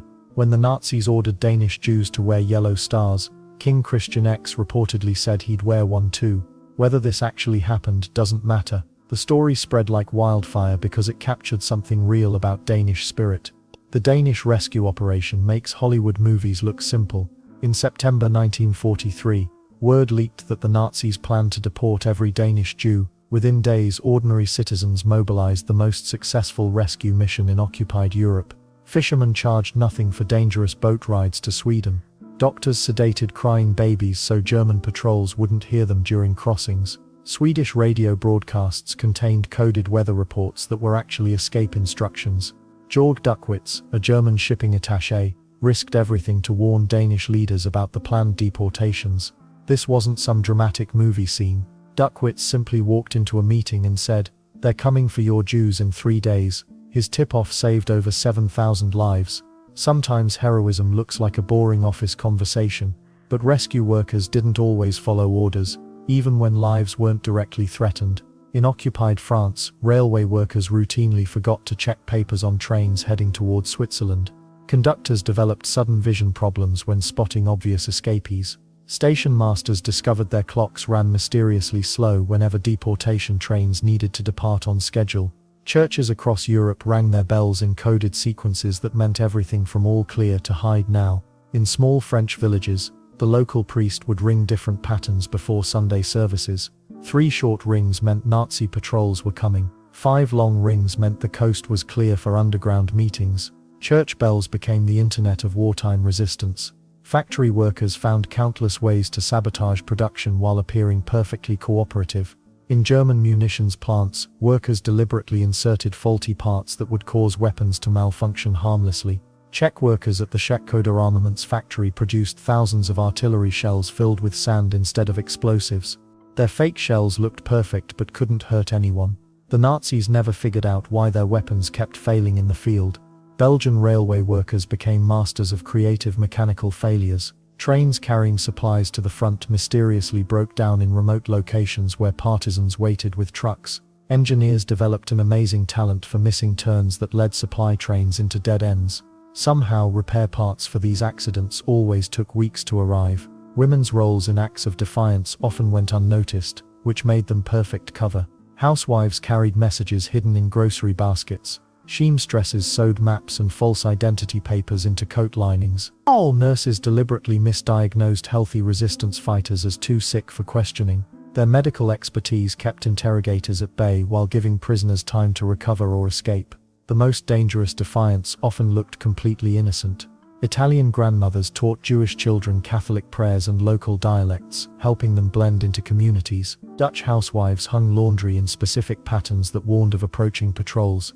Even something as simple as leaving a flower in a window could signal whether a safe house was secure. These acts of defiance shared something crucial. They were contagious. When people saw neighbors risking everything for strangers, they found courage they didn't know they possessed. Resistance spread, not through grand speeches but through quiet examples. A baker who gave free bread to Jewish families inspired the butcher next door to do the same. Well, defiance during wartime wasn't just about dramatic gestures or secret operations. Sometimes the most powerful resistance came from people who simply refused to let fear change who they were. But while some defied authority to protect the innocent, others found different ways to contribute to the war effort. Women across occupied territories were quietly organizing their own forms of resistance, proving that the fight for humanity took many shapes. War has this twisted way of revealing who people really are when everything falls apart. The men went off to fight, and suddenly women found themselves holding together a world that was literally crumbling around them. What happened next? They didn't just survive, they thrived in ways that would make your head spin. Sarah Mitchell from Birmingham was 23 when her husband shipped out to France. She'd never held a job before, barely knew how to balance a checkbook. Within 6 months, she was running a munitions factory with 200 workers under her command. But here's the kicker, she wasn't just making bombs. Every evening after her 12-hour shift, she'd organize knitting circles in the factory break room. These weren't your grandmother's tea parties though. These women were knitting like their lives depended on it. Because they did. Each scarf, each pair of socks, each wool hat represented something bigger than thread and yarn. They were weaving hope into every stitch, sending pieces of home to boys who might never come back. Margaret O'Brien in Liverpool took this whole knitting business to another level entirely. She convinced her local parish to donate wool, then taught neighborhood kids how to knit. Picture this: 8-year-olds with their tongues sticking out in concentration, wrestling with knitting needles almost as long as their arms. By Christmas 1943, these little fingers had produced over 3,000 items for troops overseas.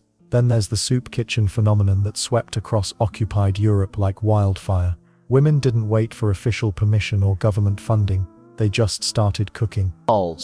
Maria Santos in Madrid turned her tiny apartment into a feeding station for refugees streaming in from bombed cities. Her neighbor thought she'd lost her mind. "Maria, you can barely feed your own children." But Maria kept stirring that pot, somehow making 2 cups of rice feed 20 people.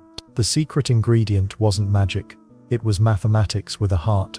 These women became masters of multiplication. 1 potato became soup for 5. A single chicken could stretch into meals for dozens when combined with whatever vegetables people could scrounge up. They learned to cook with imagination when ingredients ran out. But wait, it gets better, or maybe more terrifying, depending on how you look at it. When the men disappeared from farms and factories, women didn't just step in, they revolutionized everything. Take Dorothy Henderson, who inherited her family's wheat farm in Kansas when her 3 brothers enlisted. The neighboring farmers gave her maybe 6 months before she'd have to sell. Dorothy had other plans. She organized the local women into what she called harvest crews. 20 women working together could accomplish what had previously required 40 men. They developed new techniques, shared equipment, and created childcare rotations so nobody had to choose between family and survival. Her farm produced record harvests 3 years running. The clothing industry became another battlefield entirely. French women hiding resistance fighters needed a way to pass messages without getting caught. Enter the seamstresses. They developed an intricate code using different stitching patterns and button arrangements. A blue thread sewn in a specific pattern could indicate safe houses. Button placement revealed Nazi patrol schedules. Louise Dubois spent her days altering German officers' uniforms in occupied Paris. Those same hands that hemmed Nazi pants were secretly sewing coded messages into the linings of civilian clothes. Talk about nerves of steel. 1 wrong stitch, 1 suspicious thread, and she'd face execution. Care packages became an art form of their own. American women couldn't just throw random items in a box and call it good. They researched climate conditions where their packages were heading. Chocolate that wouldn't melt in Pacific heat.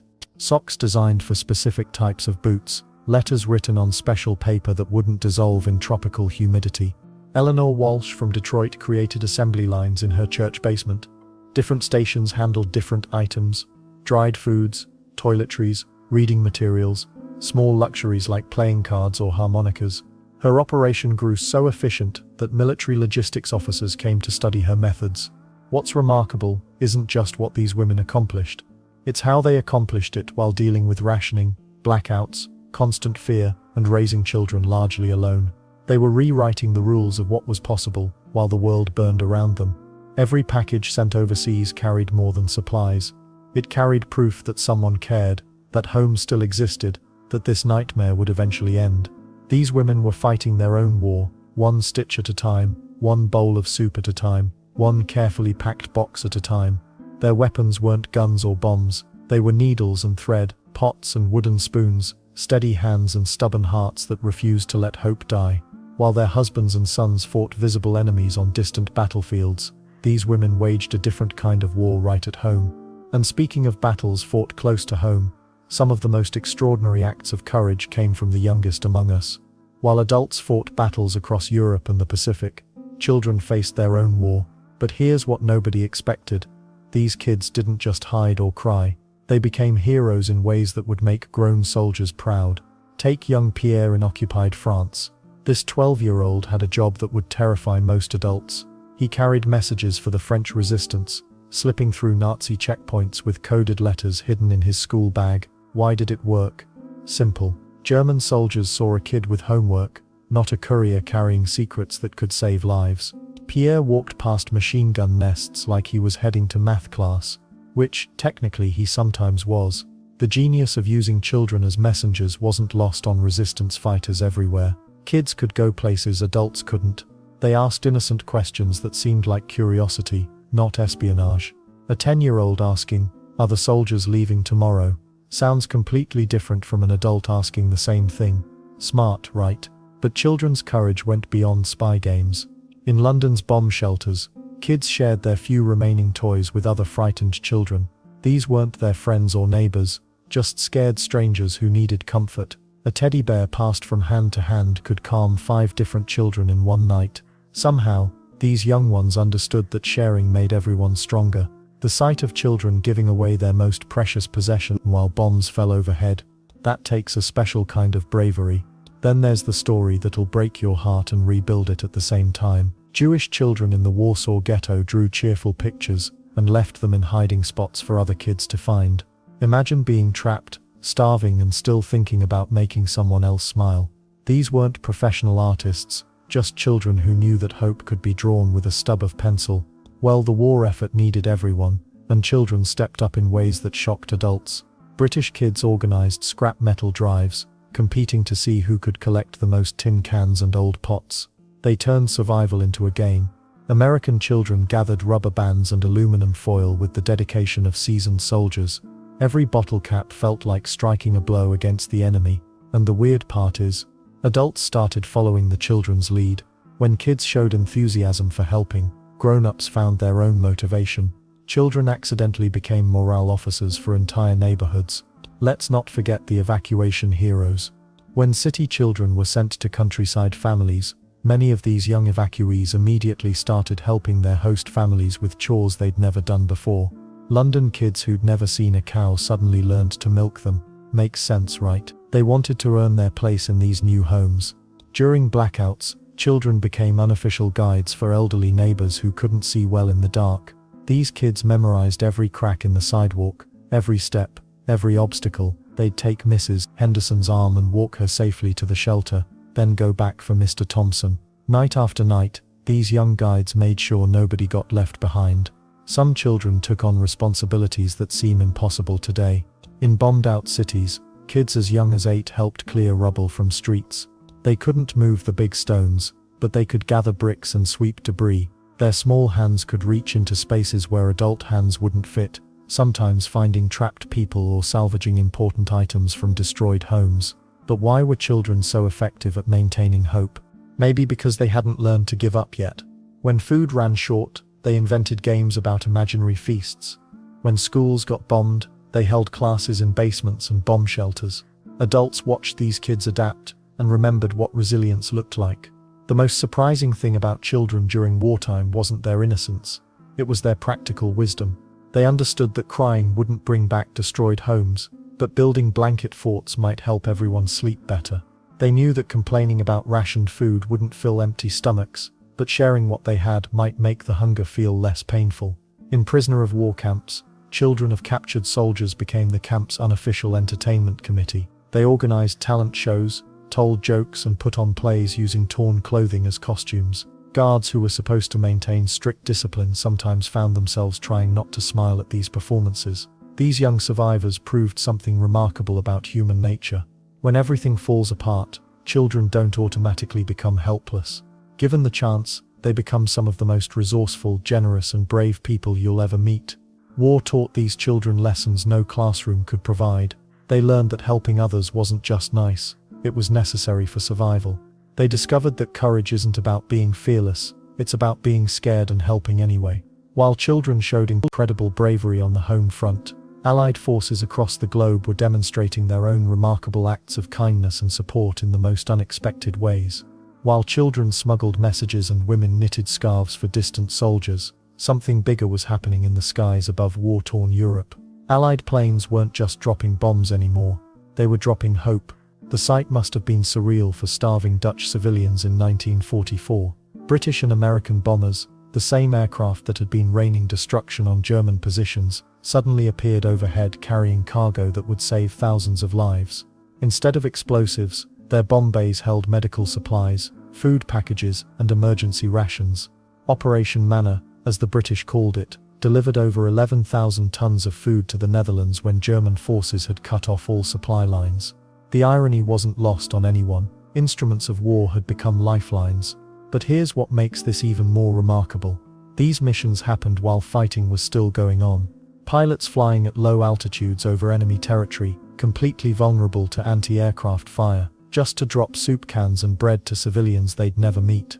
Makes you wonder what kind of person volunteers for that, right? Then there were the American paratroopers who took it upon themselves to become flying medics. During the liberation of France, entire squads would carry extra medical kits instead of ammunition. They'd patch up wounded civilians in villages before moving on to their next objective. One sergeant from Ohio reportedly used his own morphine supply to help a French farmer who'd stepped on a landmine. The man lived to see his grandchildren born after the war. British ships in the Mediterranean weren't content with just naval warfare either. Captain James Morrison of the HMS Reliant kept detailed logs of rescue operations that had nothing to do with military strategy. His crew pulled survivors from the water regardless of nationality. German sailors, Italian fishermen, Greek refugees, anyone floating in the sea got hauled aboard and treated by the ship's doctor. Morrison's philosophy was simple: the ocean doesn't care about politics, and neither do we when someone's drowning. Australian nurses working in the Pacific took extraordinary risks to reach wounded soldiers on remote islands. Sister Margaret O'Brien led a team that established makeshift hospitals on islands that were technically still contested territory. They'd land with medical supplies and stay for weeks, treating anyone who needed help. Japanese soldiers who stumbled into their aid stations received the same care as Allied troops. O'Brien's unit treated over 3,000 patients during the war, and about 400 of them were enemy combatants. The Canadian effort to rebuild infrastructure tells another story entirely. Engineering units would finish securing a town and immediately start repairing bridges, water systems, and power lines. But they didn't stop at military necessities. Canadian engineers in Italy spent their off-duty hours rebuilding schools and hospitals. They'd work through the night by lamplight, using their own tools and materials, just because they couldn't stand seeing children without a place to learn. Russian forces moving through Eastern Europe carried more than weapons and supplies. Many units had designated soldiers whose job was distributing bread and basic provisions to liberated villages. These weren't official orders from Moscow, just soldiers who decided that hungry civilians were as important as military objectives. A Soviet lieutenant named Pavel Dmitriev wrote home about using his unit's rations to feed an entire Polish village for 3 days while they waited for proper relief supplies to arrive. The coordination between different Allied forces created some unexpected partnerships. British intelligence would share information about civilian refugee movements with American air units, who would then adjust their bombing runs to avoid hitting displaced families. French resistance fighters would radio Allied ships about fishing boats full of evacuees, leading to dozens of rescue operations in the English Channel. Information flowed both ways, local knowledge helping military operations, and military resources protecting civilian populations. What's fascinating is how these acts of support often happened without any official approval. Soldiers, sailors, and airmen just decided that their mission included helping anyone who needed it. American bomber crew in Italy once jettisoned their entire payload early just so they could carry medical supplies to a remote mountain village. They faced disciplinary action, but their commanding officer quietly made sure the incident never made it into their permanent records. Let's not forget the small gestures that meant everything to people living through occupation and liberation. Allied troops would share their chocolate rations with children, teach English phrases to eager students, and help families write letters to relatives in other countries. These moments of normal human connection reminded everyone that the world could still be kind, even in the middle of humanity's darkest chapter. While Allied forces were dropping food from the sky and rebuilding bridges across liberated territories, another kind of rescue was happening much closer to home. Families across Britain and beyond were opening their doors to complete strangers, creating a different kind of battlefield miracle. When the sirens wailed and bombs started falling, ordinary people faced an impossible choice. Pack up everything you own in 30 minutes or less. Leave your home, your neighborhood, your entire life behind. But here's what makes this story different from all the evacuation tales you've heard before. It's not about the leaving, it's about the arriving. Mrs. Eleanor Whitman had never seen so many strangers on her doorstep. 3 families, 2 elderly couples, and a pregnant woman with twin toddlers, all of them clutching suitcases and wearing that same lost expression. The government evacuation notice said she had to take in displaced persons. What it didn't say was how a widow with a 2-bedroom cottage was supposed to house 11 people. She did it anyway. The pregnant woman got the spare bedroom. The families squeezed into the living room. Eleanor gave up her own bed to the elderly couples and slept on the kitchen floor for 6 months. When neighbors asked how she managed, she'd shrug and say, "You just do what needs doing." But the real magic happened in those tiny moments between crisis and kindness. Then there was Harold Jenkins, a train conductor who noticed something troubling during the mass evacuations from London. Children, some as young as 5, were getting separated from their families in the chaos. Lost kids wandering platforms with name tags pinned to their coats like luggage. Harold started his own unofficial system. He'd walk every car before departure, checking on unaccompanied children. He'd sit with them during long journeys, sharing his lunch and telling stories about the countryside they'd soon call home. One little girl asked him why he was being so nice to strangers. Harold's answer became legendary among railway workers. "Because today you're a stranger to me, but tomorrow you might be the person who saves my life." Well, speaking of unexpected angels, let's talk about the volunteers who showed up at evacuation centers with nothing but blankets and determination. These weren't official relief workers or government employees, just regular people who heard about families sleeping on station floors and decided to help. Margaret Thompson, a seamstress from Yorkshire, arrived at Leeds station with 40 hand-sewn blankets. She'd been making them for weeks, using fabric scraps from her shop. But Margaret didn't just hand them out and leave, she stayed. For 3 days straight, she helped coordinate sleeping arrangements, served tea from a borrowed cart, and somehow convinced local bakeries to donate bread. When asked why she slept on the floor alongside evacuees instead of going home, Margaret laughed. "Have you tried sleeping alone in a warm bed when you know children are shivering 5 miles away? Impossible." The weird part is how quickly these temporary arrangements became real communities. Schools that expected to handle their usual 100 students suddenly had 300. Did they turn anyone away? Not a chance. Teachers doubled up classes, shared textbooks, and somehow made it work. Headmaster James Fletcher at Countryside Primary actually threw a welcome party for displaced students, complete with games, songs, and a speech about how every child belongs here now. Makes sense, right? But the real heroes were the community kitchens that sprouted up everywhere evacuees landed. Mrs. Rose Campbell started cooking for 5 extra people when her neighbor's family arrived from Birmingham. Word spread. Soon she was feeding 20 people every night, then 50, then 100. Her kitchen became the unofficial heart of the village. Local farmers donated vegetables. The butcher contributed whatever meat he could spare. Even children helped, peeling potatoes and setting tables. Rose never asked for payment, never complained about the work, never turned anyone away. When the war ended, and families started returning to rebuilt homes, the community kept the kitchen running. Some traditions are too good to abandon, and the weird part is what happened in the countryside. Farmers who'd lived quietly for generations suddenly had city families learning to milk cows and collect eggs. Culture clash doesn't begin to describe it, but instead of conflict, something beautiful emerged. City children taught country kids games they'd never seen. Rural families shared knowledge about growing food and reading weather patterns that kept everyone fed. But perhaps the most touching part of this whole evacuation story involves the little gestures that nobody officially recorded. The way villagers would leave extra milk bottles on doorsteps where evacuees were staying, how local women would accidentally cook too much dinner and bring the surplus to overwhelmed host families. The mysterious appearance of children's toys and warm clothing, always with anonymous notes saying "for the little ones." These small acts of kindness created something unprecedented, a network of care that stretched across entire regions. People who'd never spoken before the war became lifelong friends. Children who'd been evacuated often chose to return for holidays, bringing their own children to meet the families who'd taken them in decades earlier. Which brings us to something even more remarkable than individual kindness. What happens when entire resistance movements decide to show mercy to those who need it most? While most soldiers fought openly on battlefields, some of the war's most dangerous heroes operated in complete shadows. These resistance fighters didn't wear uniforms or march in formation. They whispered instead of shouted, crept instead of charged, and saved lives by breaking every rule their occupiers made. Dr. Anna Kowalski ran what looked like an ordinary medical clinic in Warsaw. Patients came and went through the front door during regular hours, but after midnight, wounded partisans slipped through her back entrance. She'd patch up bullet wounds by candlelight, remove shrapnel with kitchen utensils, and perform surgery on her dining room table. Her neighbors never asked why she bought so many bandages at the market. The weird part is how she managed to hide this from Nazi patrols who regularly searched buildings.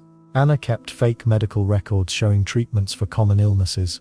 When soldiers demanded to see her patient files, they found documentation for measles, broken bones and stomach problems, never gunshot wounds or torture injuries. She even taught her resistance patients to limp from the right leg or cough at the correct intervals if questioned. Then there's the story of Radio Free Europe's secret broadcasts. Well, not the famous post-war version, but the underground networks that kept hope alive during occupation. Pierre Dubois operated from his grandmother's attic in occupied France.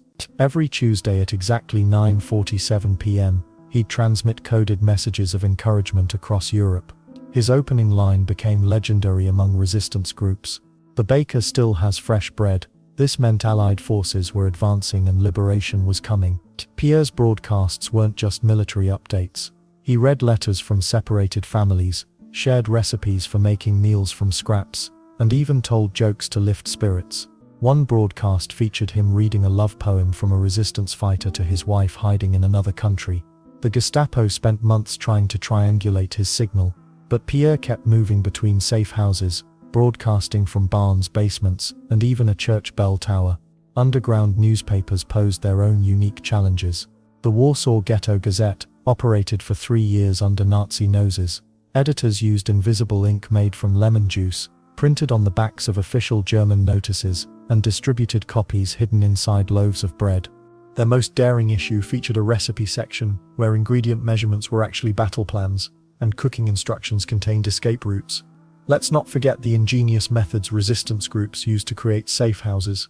The Chen family in occupied China turned their restaurant into an elaborate hiding system. They built false walls behind their kitchen that could house up to 12 escaped prisoners at a time. When Japanese soldiers came for inspections, the family would start cooking particularly smelly fish dishes. The overwhelming odor discouraged thorough searches, and officers would leave quickly rather than endure the smell. The hidden compartments featured ventilation systems made from bamboo tubes that connected to the restaurant's legitimate exhaust fans. Escapes could breathe fresh air and even hear conversations in the dining room to know when danger passed. The Chen family served over 300 refugees during their 2 years of operation, and remarkably, they were never discovered.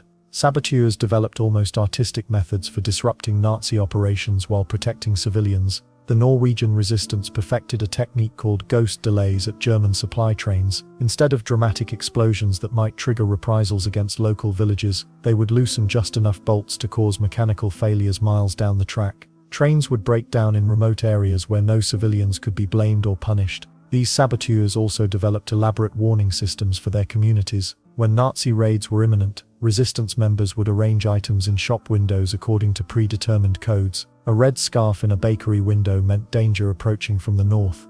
3 loaves of bread arranged in a triangle signaled "hide the children immediately." Even flower arrangements in churchyards carried coded messages about safe routes and meeting locations. The psychological impact of these operations extended far beyond their immediate military value. Knowing that neighbors were actively fighting back gave ordinary citizens strength to endure daily hardships. Parents could tell their children that good people were working to end their suffering, even if they couldn't see these heroes. But the most remarkable aspect of resistant sympathy was how it created unexpected alliances. Jewish fighters worked alongside Christian partisans who had never spoken to Jews before the war. Communist resistance members shared safe houses with conservative businessmen. University professors took orders from teenage street fighters who proved themselves in battle. The common enemy had created bonds that peacetime politics never could. Makes sense, right? When survival depends on trust, previous prejudices become luxury items nobody can afford. However, these underground networks of compassion came at enormous personal cost to everyone involved, which brings us to perhaps the most powerful force that sustained people through this darkness. When bullets were flying and bombs were falling, something remarkable happened in churches, synagogues, mosques, and temples across the war-torn world. Faith became the bridge that connected broken hearts. Religious leaders didn't just pray for their own people, they opened their doors to anyone who needed shelter, comfort, or hope. Take Father Pierre-Marie Benoit in France. This Catholic priest didn't just talk about loving your neighbor. He forged documents for Jewish families, created escape routes, and turned his monastery into a refuge. The Nazis called him the Jewish priest, but he wore that label like a badge of honor. When asked why he risked everything, he simply said, "What would Jesus do?" His answer came in the form of 4,000 lives saved. But here's where it gets interesting. Faith during wartime wasn't limited to one religion helping another. Rabbi Alexander Safran in Romania worked secretly with Christian priests to hide Jewish children in orphanages and convents. These kids had to memorize Christian prayers and learn new names. Some were so young they forgot their real identities entirely. The priests and nuns who cared for them knew they faced execution if discovered, yet they continued this sacred work. Underground baptisms became acts of defiance against tyranny. In Poland, Father Maximilian Kolbe performed secret ceremonies for babies whose parents feared they might not survive the war. He wanted these children to have something sacred to hold on to, even if everything else was taken away. When Kolbe was later arrested and sent to Auschwitz, he volunteered to die in place of another prisoner, a stranger with a family. That's faith in action. Then there's the story of the White Rose Mosque in Berlin. Imam Abdullah performed prayers not just for Muslims, but for anyone who needed spiritual comfort. Jewish refugees, Christian resistance fighters, and even confused German soldiers found peace within those walls. The Imam's philosophy was simple. In times of darkness, we must be the light for everyone, not just our own. Sacred texts became lifelines during the war. People risked their lives, passing Torah scrolls, Bibles, and Qurans from hand to hand in concentration camps and bombed cities. These weren't just books, they were portable hope. A single prayer book might comfort dozens of people in hiding. Makes sense, right? When you're stripped of everything else, words of faith become more precious than gold. Chaplains from all faiths showed incredible courage on battlefields. They didn't just serve their own troops, they comforted dying soldiers regardless of uniform or belief. Father Francis Duffy became famous for giving last rites to Catholic, Protestant, and Jewish soldiers alike. When criticized for being too inclusive, he responded, "God doesn't check military ID cards." Buddhist monks in Southeast Asia created secret sanctuaries for refugees fleeing Japanese occupation. These temples became mini-United Nations, housing Christian missionaries, Muslim traders, Hindu families, and anyone else seeking safety. The monks shared their meager rice portions with strangers and taught meditation techniques to help traumatized children find inner peace. Well, here's something that might surprise you. Even in the most horrible places, faith found a way to flourish. In concentration camps, prisoners held secret Sabbath services using scraps of paper and whispered prayers. Christians and Jews prayed together, sharing each other's sacred songs. They discovered that suffering had a way of erasing religious boundaries. Norwegian churches developed an ingenious system during Nazi occupation. They rang their bells in coded patterns to warn Jewish families of impending raids. 1 ring meant hide immediately, 2 rings meant escape route clear, and 3 rings meant all clear. Church bells, traditionally used to call people to prayer, became instruments of salvation. The weird part is how interfaith cooperation actually strengthened during humanity's darkest hour. Protestant ministers worked with Catholic priests to smuggle people across borders. Jewish rabbis shared synagogue basements with Christian refugees. Muslim families hid Jewish children, teaching them Islamic prayers to fool Nazi inspectors. Archbishop Oscar Romero organized underground schools where children of all faiths learned together. These secret classrooms became symbols of hope, proving that education and faith could survive even under brutal oppression. Teachers risked arrest daily, but they believed ignorance was worse than danger. Faith communities also preserved culture during the war. Synagogues hid Torah scrolls in false walls. Churches concealed ancient manuscripts in crypts. Mosques protected Islamic art from destruction. These weren't just religious artifacts, they were humanity's memory bank, safeguarded by believers who understood that culture and faith are inseparable. Prayer circles formed spontaneously in bomb shelters, bringing together strangers who found comfort in shared belief. It didn't matter if you were Catholic, Protestant, Jewish, or Muslim. Fear and hope spoke the same language. But faith wasn't just about survival, it was about maintaining humanity when the world seemed inhuman. Religious leaders taught that kindness was resistance, that mercy was rebellion, and that love was the ultimate victory over hatred. While religious leaders provided spiritual comfort, artists and creative minds were finding their own ways to keep hope alive in the darkest places. Music played in bomb shelters while London burned above. Artists painted sunflowers on the walls of concentration camps. Writers scribbled poems on cigarette papers in prisoner of war camps. Theatre troupes performed Shakespeare in bombed-out buildings. Art didn't just survive World War II, it became a weapon of hope. The strangest thing about wartime creativity, it often flourished where it had no business existing. Take the Terezin concentration camp, where Nazi propaganda claimed Jews lived in luxury. Behind the staged tours for Red Cross officials, prisoners created an underground cultural renaissance. Musicians composed symphonies using makeshift instruments. Children drew pictures of butterflies they'd never see again. Pavel Haas wrote his haunting study for string orchestra, knowing he'd likely die before anyone could properly perform it. But here's what the Nazis didn't expect. Art became resistance. Every secret concert was an act of defiance. Every hidden painting declared that humanity couldn't be crushed. The prisoners weren't just surviving, they were proving their spirits remained unbroken. Makes sense, right? When everything else gets stripped away, creativity becomes the last thing they can't steal. Underground theaters operated across occupied Europe like speakeasies during Prohibition. In Warsaw's ghetto, actors performed in basements while Nazi patrols walked overhead. The audiences sat in complete silence, communicating their applause through hand gestures. One actor later recalled performing Hamlet's soliloquy to an audience of 40 people, crammed into a space meant for 10. The irony wasn't lost on anyone. To be or not to be had never felt more relevant. French artists took subtlety to new levels. They painted landscapes that looked innocent but contained coded messages for the resistance. A red barn in a certain position meant German troops were moving east. A flock of birds flying left warned of upcoming raids. Gallery owners became unwitting accomplices, displaying what they thought was harmless countryside art while actually hosting an intelligence network. Then there's the music that crossed enemy lines. German soldiers and Allied troops sometimes shared the same songs, just in different languages. Lili Marleen became popular with both sides, though neither realized it at first. British soldiers hummed the tune while German troops sang the words. Music had this weird way of reminding everyone involved that they were all still human beings missing someone back home. The stories get even stranger when you consider the official Nazi art policies. They banned jazz as degenerate music, but German youth kept listening in secret. Swing kids in Hamburg risked imprisonment just to dance to American big band music. They grew their hair long, wore English-style clothing, and spoke in jazz slang. Their rebellion wasn't violent, it was rhythmic. The Gestapo arrested hundreds of teenagers whose only crime was preferring Duke Ellington to military marches. Soviet artists faced different challenges. They had to create propaganda that served the state while somehow maintaining their artistic integrity. Some got creative with loopholes. Dmitri Shostakovich wrote his famous Seventh Symphony during the siege of Leningrad, and while officially it celebrated Soviet resistance, the music told a more complex story of human suffering and endurance that transcended politics. American artists joined the war effort through a program that sounds almost too good to be true. The military hired painters, musicians, and writers to document the war from the front lines. These weren't just propaganda artists, they were genuine creators given unprecedented access to combat zones.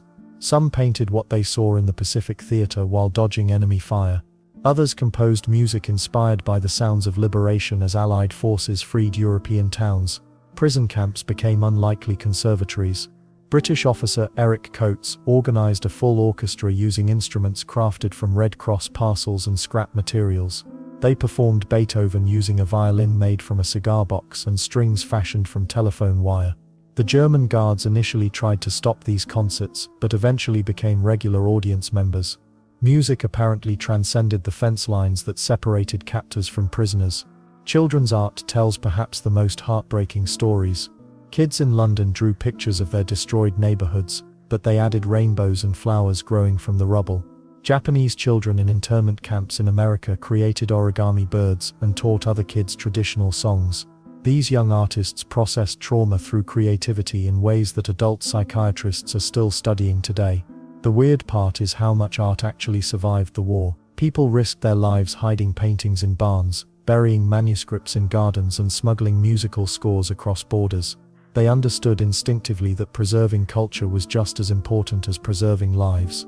Art represented the world they hoped to rebuild once the fighting stopped. But the most powerful artistic moments happened when enemies accidentally collaborated. A German soldier's diary describes hearing American jazz drifting across no man's land and finding himself tapping his foot to the rhythm. That's when art revealed its true power, breaking through the artificial barriers that war creates between people. These creative acts during history's darkest period prove something important about human nature. When everything else fails, we still make beauty. And sometimes that beauty becomes the bridge back to our shared humanity. When the guns finally fell silent in 1945, something remarkable happened. The world didn't just celebrate victory or mourn the dead. People did something harder. They chose to forgive. Picture this scene: a small German town, May 1946. Former Wehrmacht officer Hans Mahler stands nervously outside a farmhouse.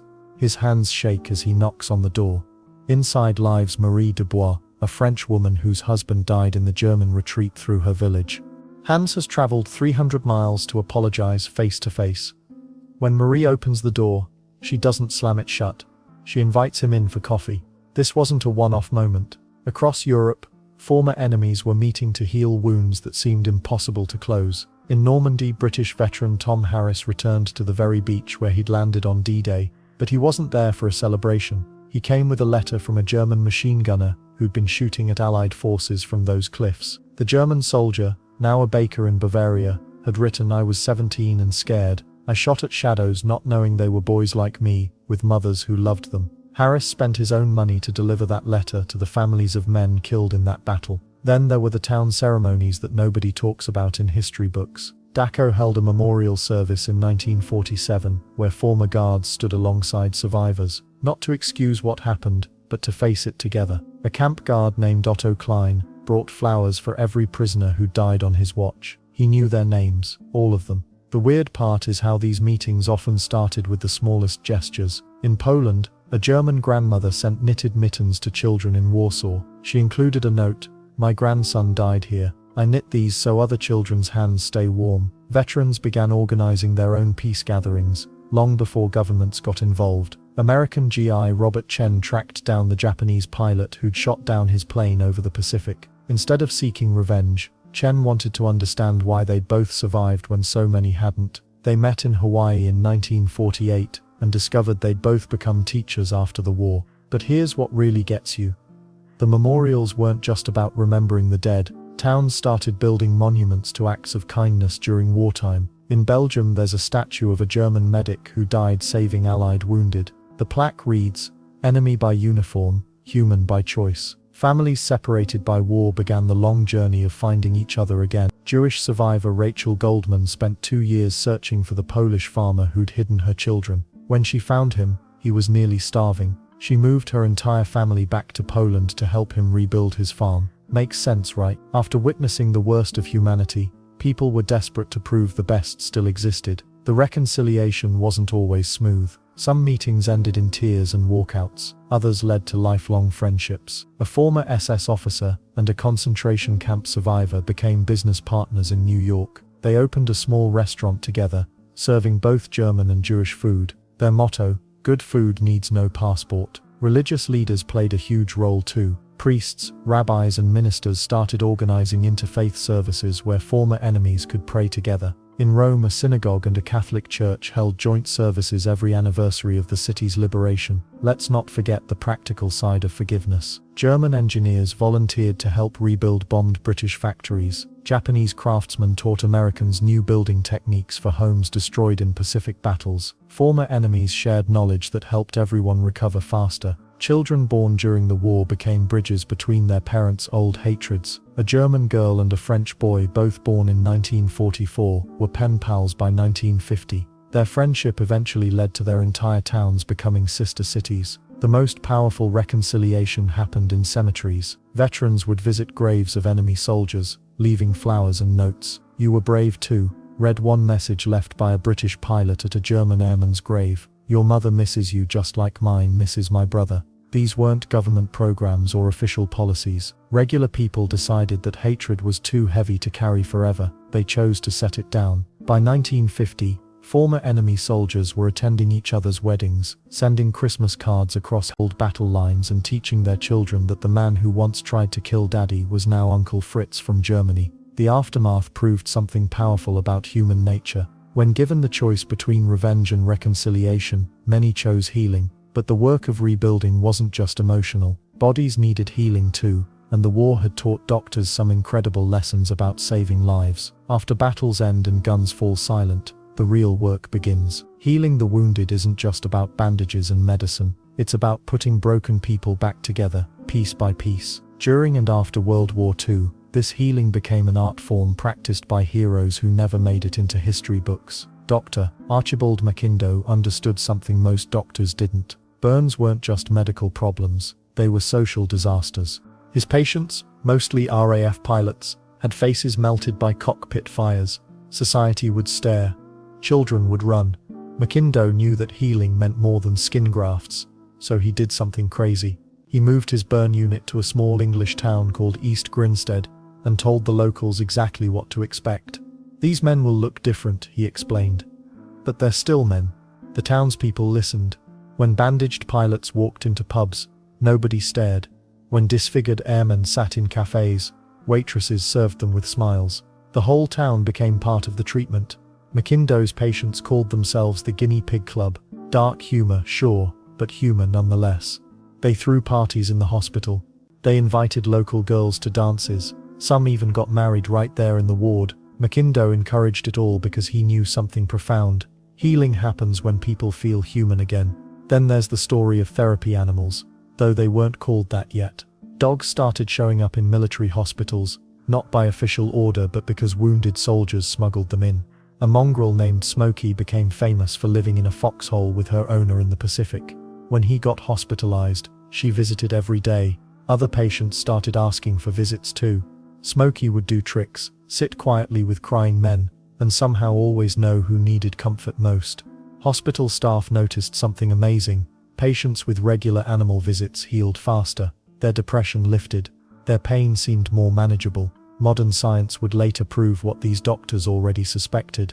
Animals really do help humans heal, but the most powerful healing often came from other wounded soldiers. In wards across Europe and the Pacific, men who'd lost limbs taught newcomers how to walk again. Veterans missing eyes showed fresh casualties how to navigate by sound. This wasn't official therapy. It was one broken person helping another broken person figure out how to be whole again.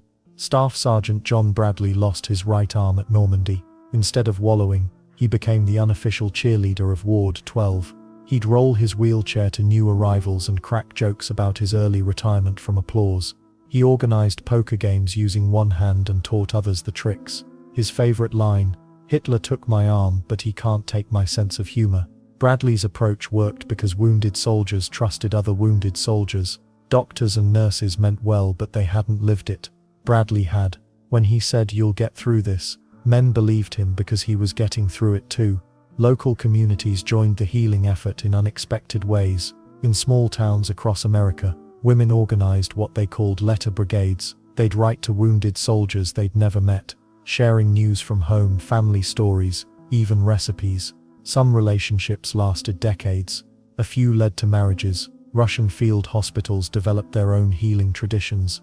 Doctors there discovered that wounded soldiers recovered faster when they had jobs to do, so they put recovering patients to work, folding bandages, sorting supplies, helping newer arrivals.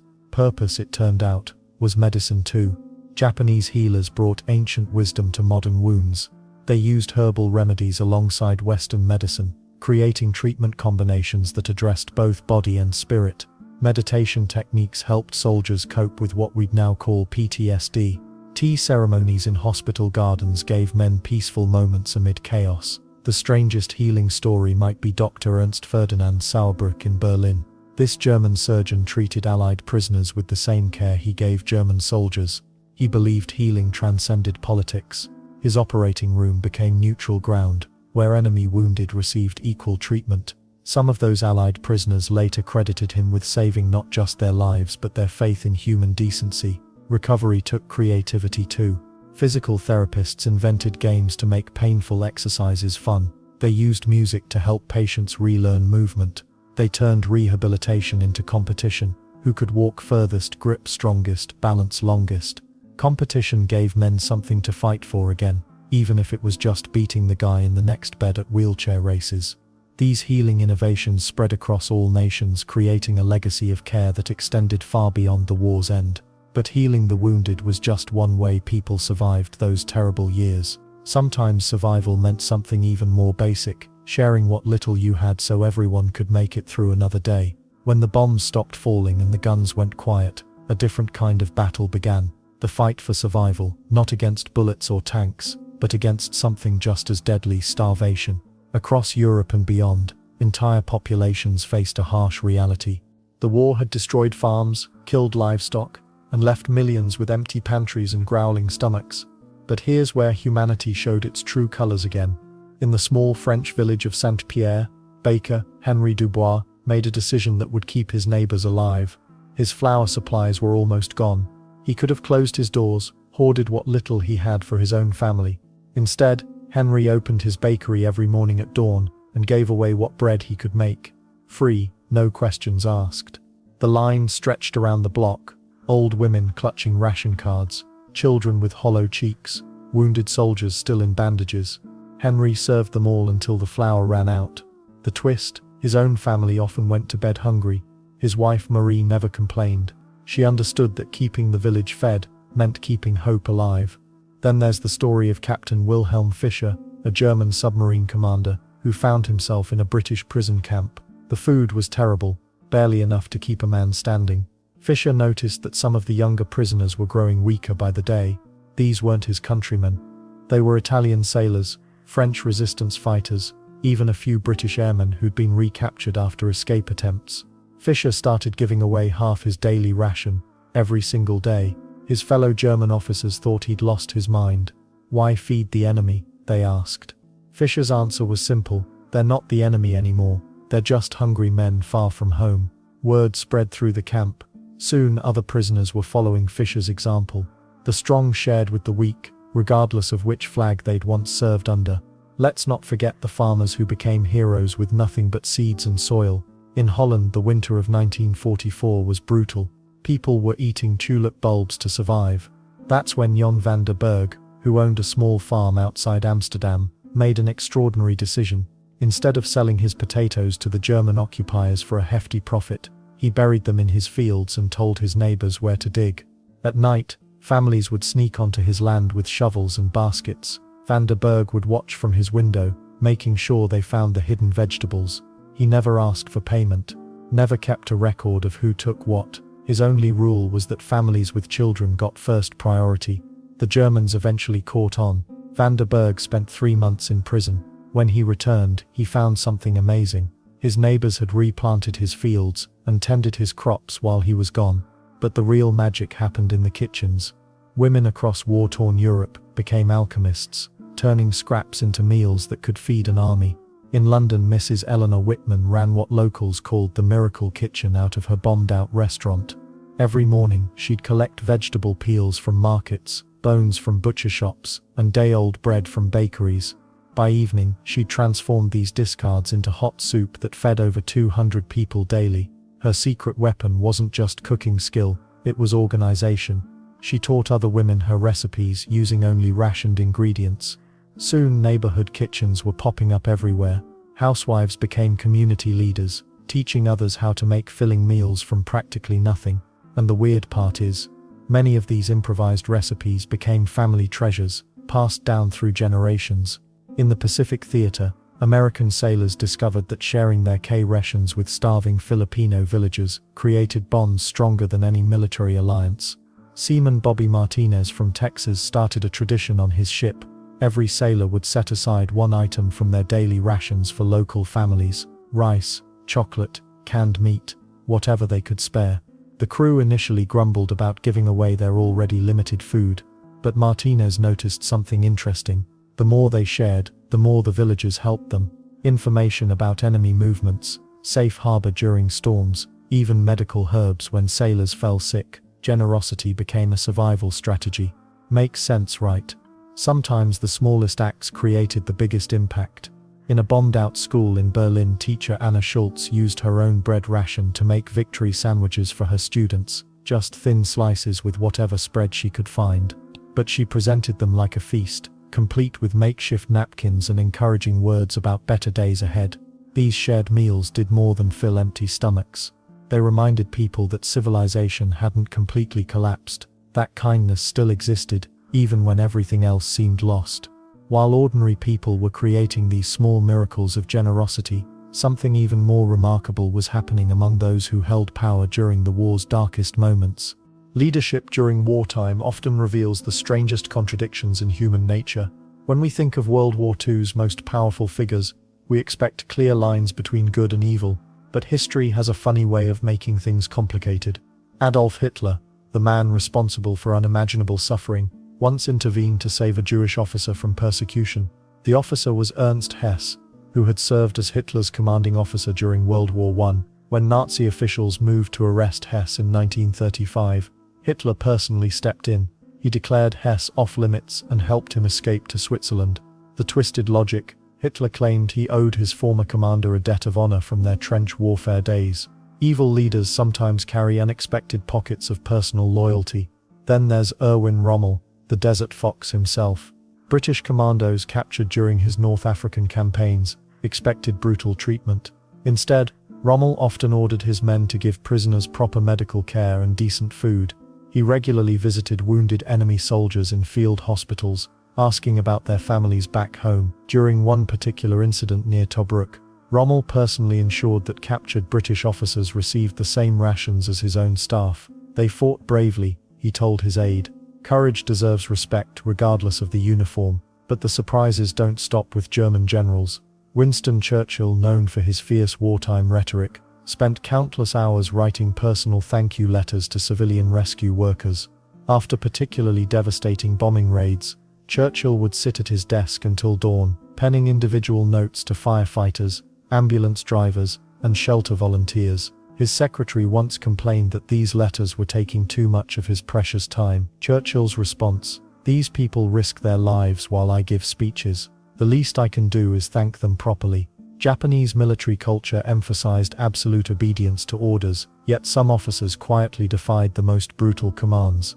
Colonel Kiichiro Higuchi repeatedly ignored Tokyo's orders to hand over Jewish refugees to German allies in Manchuria. Instead, he issued transit visas and helped hundreds escape to safety. When questioned by superiors, Higuchi simply claimed the paperwork had been delayed. His delaying tactics saved lives while keeping him technically within the chain of command. Well, here's where things get really interesting. Soviet generals fighting for a system that showed little regard for individual lives often displayed remarkable personal kindness towards civilians. General Vasily Churkov, defender of Stalingrad, regularly shared his personal food supplies with hungry villagers during the advance toward Berlin. His soldiers watched in amazement as their tough commander handed out chocolate bars to German children whose parents had fled. "War is between armies," Churkov explained, "not between armies and babies." The weird part is how these acts of leadership kindness rippled outward. When Rommel treated prisoners well, his entire Afrika Korps followed suit. British intelligence reports noted that German soldiers under Rommel's command were significantly more likely to offer medical aid to wounded enemies. Leadership, it turns out, sets the tone for entire armies. Field Marshal Gerd von Rundstedt provides another puzzle. This man directed some of Nazi Germany's most successful military campaigns, yet he repeatedly refused orders to execute captured Allied airmen. His staff officers later revealed that Rundstedt had quietly established a policy of losing execution orders in paperwork delays. By the time Berlin noticed, The prisoners had already been transferred to regular POW camps. Ronstedt never openly defied Hitler, but his administrative incompetence saved hundreds of lives. Makes sense that even brutal leaders occasionally showed flashes of humanity, right? General Curtis LeMay, architect of the devastating firebombing campaigns against Japanese cities, personally intervened to ensure that relief supplies reached civilian survivors. After destroying much of Tokyo, LeMay ordered his bomber crews to drop food and medical supplies to the same neighborhoods they had previously targeted. His reasoning was purely practical. Dead civilians don't surrender. Grateful ones might convince their government to quit fighting. Soviet Marshal Georgy Shirkov surprised everyone by ordering his troops to rebuild churches in liberated territories. Despite the Communist Party's official atheism, Shirkov understood that restoring places of worship gave hope to devastated communities. He personally donated money from his own salary to buy bells for a destroyed Orthodox church in Poland. The strangest leadership kindness came from Admiral Karl Donitz, commander of Germany's U-boat fleet. After learning that one of his submarines had accidentally torpedoed a hospital ship, Donitz broke radio silence to broadcast the ship's location to Allied rescue vessels. His transmission helped save over 200 wounded soldiers and medical personnel. The broadcast also revealed his submarine's position, leading to its eventual sinking. These weren't isolated incidents of conscience. They were calculated decisions by leaders who understood that small acts of humanity could preserve their own souls amid the machinery of war. But perhaps the most profound kindness came from those who chose to see beyond their official enemies to the human beings underneath the uniforms. When the dust settled and the guns finally went quiet, something magical happened that nobody saw coming. Enemies who had been shooting at each other just weeks before suddenly found themselves celebrating together in the ruins of Berlin. American GIs shared their chocolate bars with Soviet soldiers who offered vodka in return. They couldn't speak each other's languages, but somehow laughter and relief translated perfectly. The celebrations weren't formal ceremonies planned by generals. These were spontaneous moments of pure human joy. Russian troops taught Americans traditional folk dances in bombed-out squares, while British soldiers showed French allies how to make proper tea using whatever clean water they could find. The irony wasn't lost on anyone. They were partying in the heart of what used to be Nazi Germany, and somehow that made the friendship even sweeter. Then there were the Italian villagers who had watched the war tear through their countryside for years. When Allied forces finally pushed the Germans out, these same villagers didn't just wave from their doorsteps.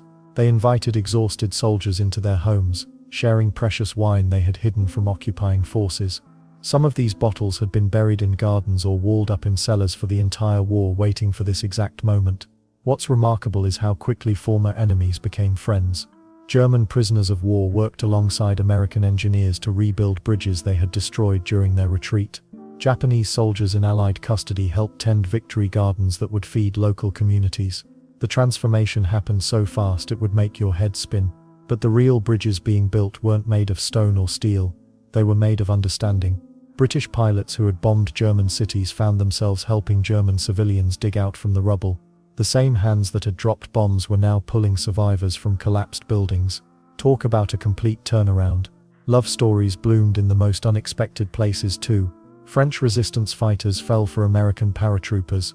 British nurses married Italian partisans.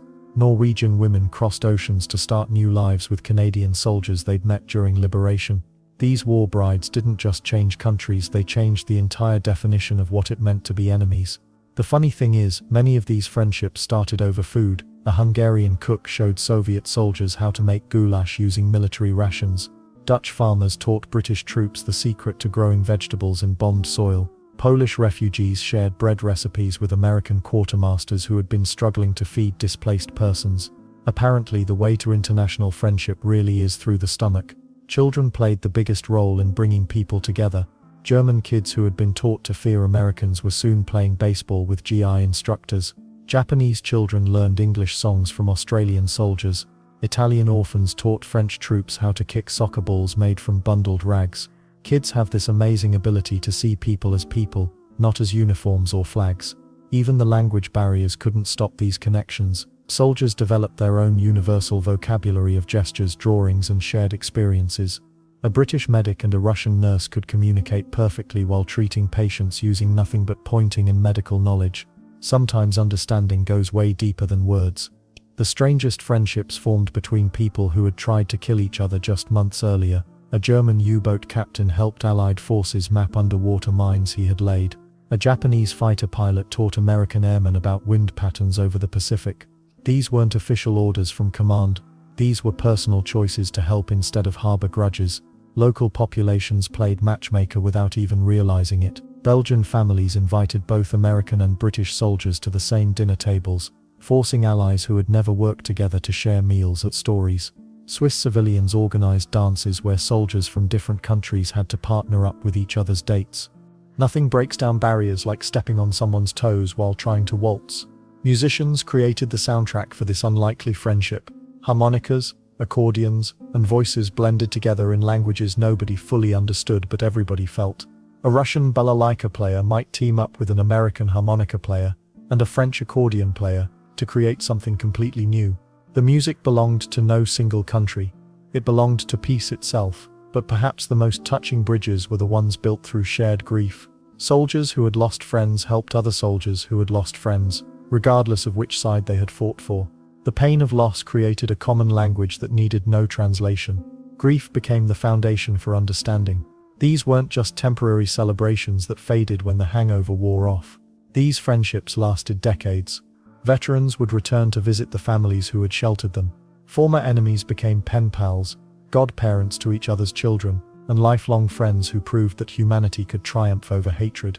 While these bridges of friendship were forming across Europe and the Pacific, something even more profound was happening back home in the countries that had survived the war. The war was over, but its stories weren't finished being told. Veterans came home carrying more than just medals and scars. They carried memories of small kindnesses that had kept humanity alive in the darkest places, and many of them couldn't shake one simple truth: those moments mattered more than the battles themselves. Take John Morrison, a former B-17 pilot who survived being shot down over Germany. After the war, he did something unexpected. He packed his bags and returned to the same German village where farmers had hidden him from Nazi patrols. But this time, he wasn't running. He was carrying building supplies. Morrison spent 2 years helping rebuild the church that had been destroyed in the bombing raids he'd participated in. The same hands that once dropped bombs now laid bricks. Makes sense, right? Well, Morrison wasn't alone in this strange reverse migration. Thousands of Allied veterans used their savings to return to former enemy territories. Not for revenge tours or victory laps. They came back to help. British soldiers who had fought in Italy returned with seeds and farming equipment. American GIs who'd battled through France came back with medical supplies and construction tools. Even some German veterans, when they could afford it, traveled to bombed British cities to volunteer in reconstruction efforts. But the real legacy builders were often the people who'd never left home. Survivors of concentration camps became teachers, determined to pass on lessons that went beyond textbooks. Sarah Weinberg, who survived Auschwitz, spent 40 years visiting schools. Her message wasn't just about the horrors she'd witnessed. She talked about the prisoners who shared bread, the guards who looked the other way, the small acts of humanity that proved evil could never completely win. Then there were the museum curators who made unusual choices about what to preserve. The Imperial War Museum in London could have filled its halls with tanks and weapons. Instead, they dedicated entire rooms to letters between former enemies, handwritten notes from German pilots to families of downed Allied airmen, thank you cards from Dutch children to Canadian liberators, wedding invitations sent by French resistance fighters to the German soldiers who'd helped them escape. These weren't your typical war exhibits. Visitors expected displays of military might and strategic victories. What they found instead were glass cases containing recipes shared between prisoners, birthday cards made from scraps in concentration camps, and photographs of enemy soldiers playing cards together during temporary truces. And the weird part is, these gentle exhibits drew bigger crowds than the weapon displays. Schools started teaching history differently too. Traditional textbooks focused on dates, battles, and political movements. But teachers who'd lived through the war knew better. They assigned students to interview neighbors about small wartime kindnesses. Kids learned about Mr. Peterson down the street who'd shared his ration cards with refugee families. About Mrs. Chen who'd hidden Jewish friends in her basement for 3 years. Let's not forget the documentary filmmakers who made curious choices in the 1950s and 60s. Hollywood wanted war movies filled with explosions and heroic charges. Independent filmmakers instead tracked down ordinary people with extraordinary stories. They filmed butchers who'd given free meat to hungry families, train conductors who'd helped prisoners escape, even former Nazi soldiers who'd disobeyed orders to save civilians.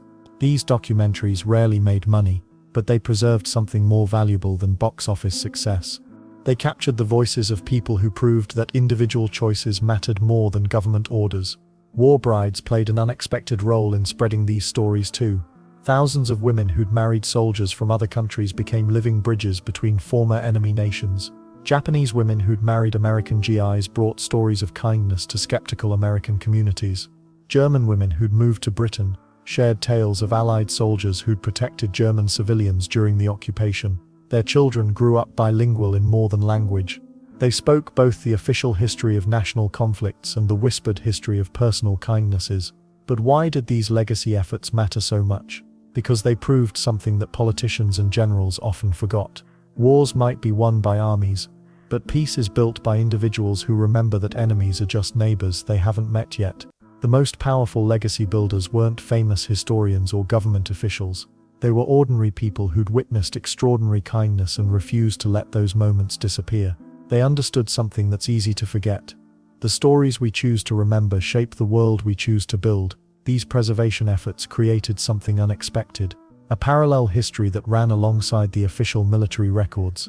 While textbooks documented strategic victories and political treaties, these quiet archivists were building a different kind of historical record, one that showed how individual acts of mercy had kept hope alive when everything else seemed lost. And those carefully preserved stories of wartime compassion, they were about to become blueprints for something entirely new. The old lady teaching third grade in Ohio had a peculiar way of starting history class. She'd pull out a faded photograph of American and Russian soldiers sharing cigarettes in Berlin 1945. "See that smile?" she'd ask her students. That's what changed everything. Her grandfather had been one of those GIs. The lesson wasn't about treaties or politics. It was about how ordinary people doing kind things during the worst war in history still echo through our world today. Modern peace organizations don't just study battle strategies from World War II, they dig deeper into the archives, hunting for something more valuable than military tactics.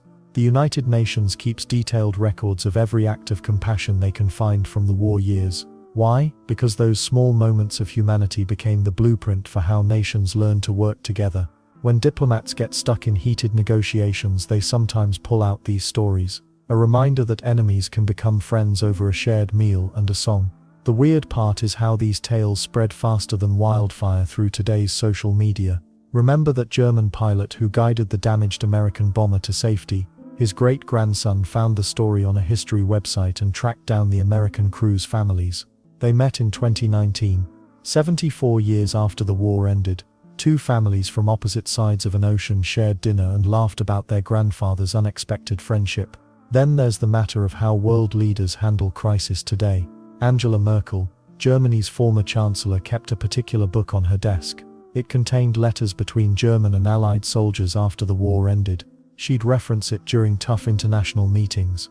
If they could forgive and rebuild, she'd say, "So can we." Makes sense, right? Documentary filmmakers can't get enough of these stories either.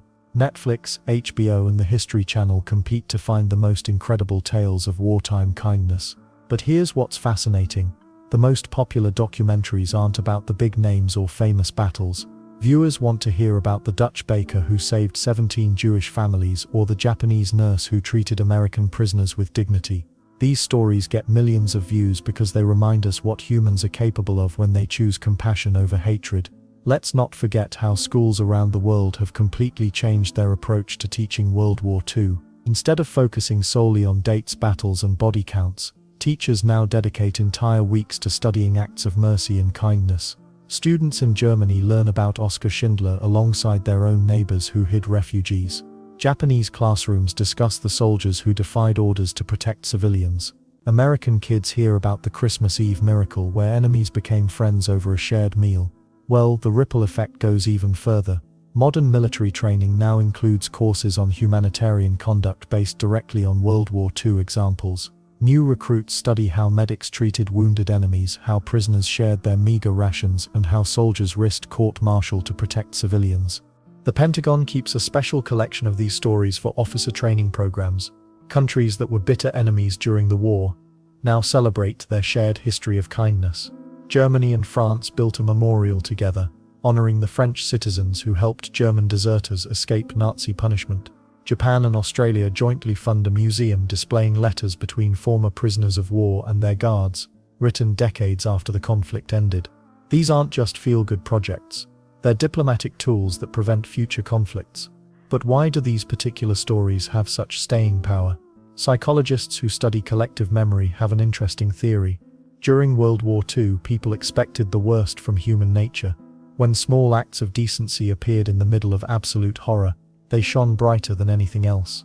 Those moments of unexpected kindness became proof that no matter how dark the world gets, goodness survives. The evidence shows up in surprising places. Refugee assistance programs use techniques first developed by World War II resistance networks. International aid organizations structure their operations around methods pioneered by people who smuggled food into ghettos and concentration camps. Even hostage negotiators study how enemies found common ground during the war's most desperate moments. Today's peace activists carry photos of wartime acts of kindness the way previous generations carried religious icons. They believe these images hold power to change minds and soften hearts. When tensions rise between nations, these stories resurface in newspapers, on television, and across the internet like clockwork. The gentle actions of ordinary people didn't just help individuals survive the war, they created a template for human decency that still guides us today.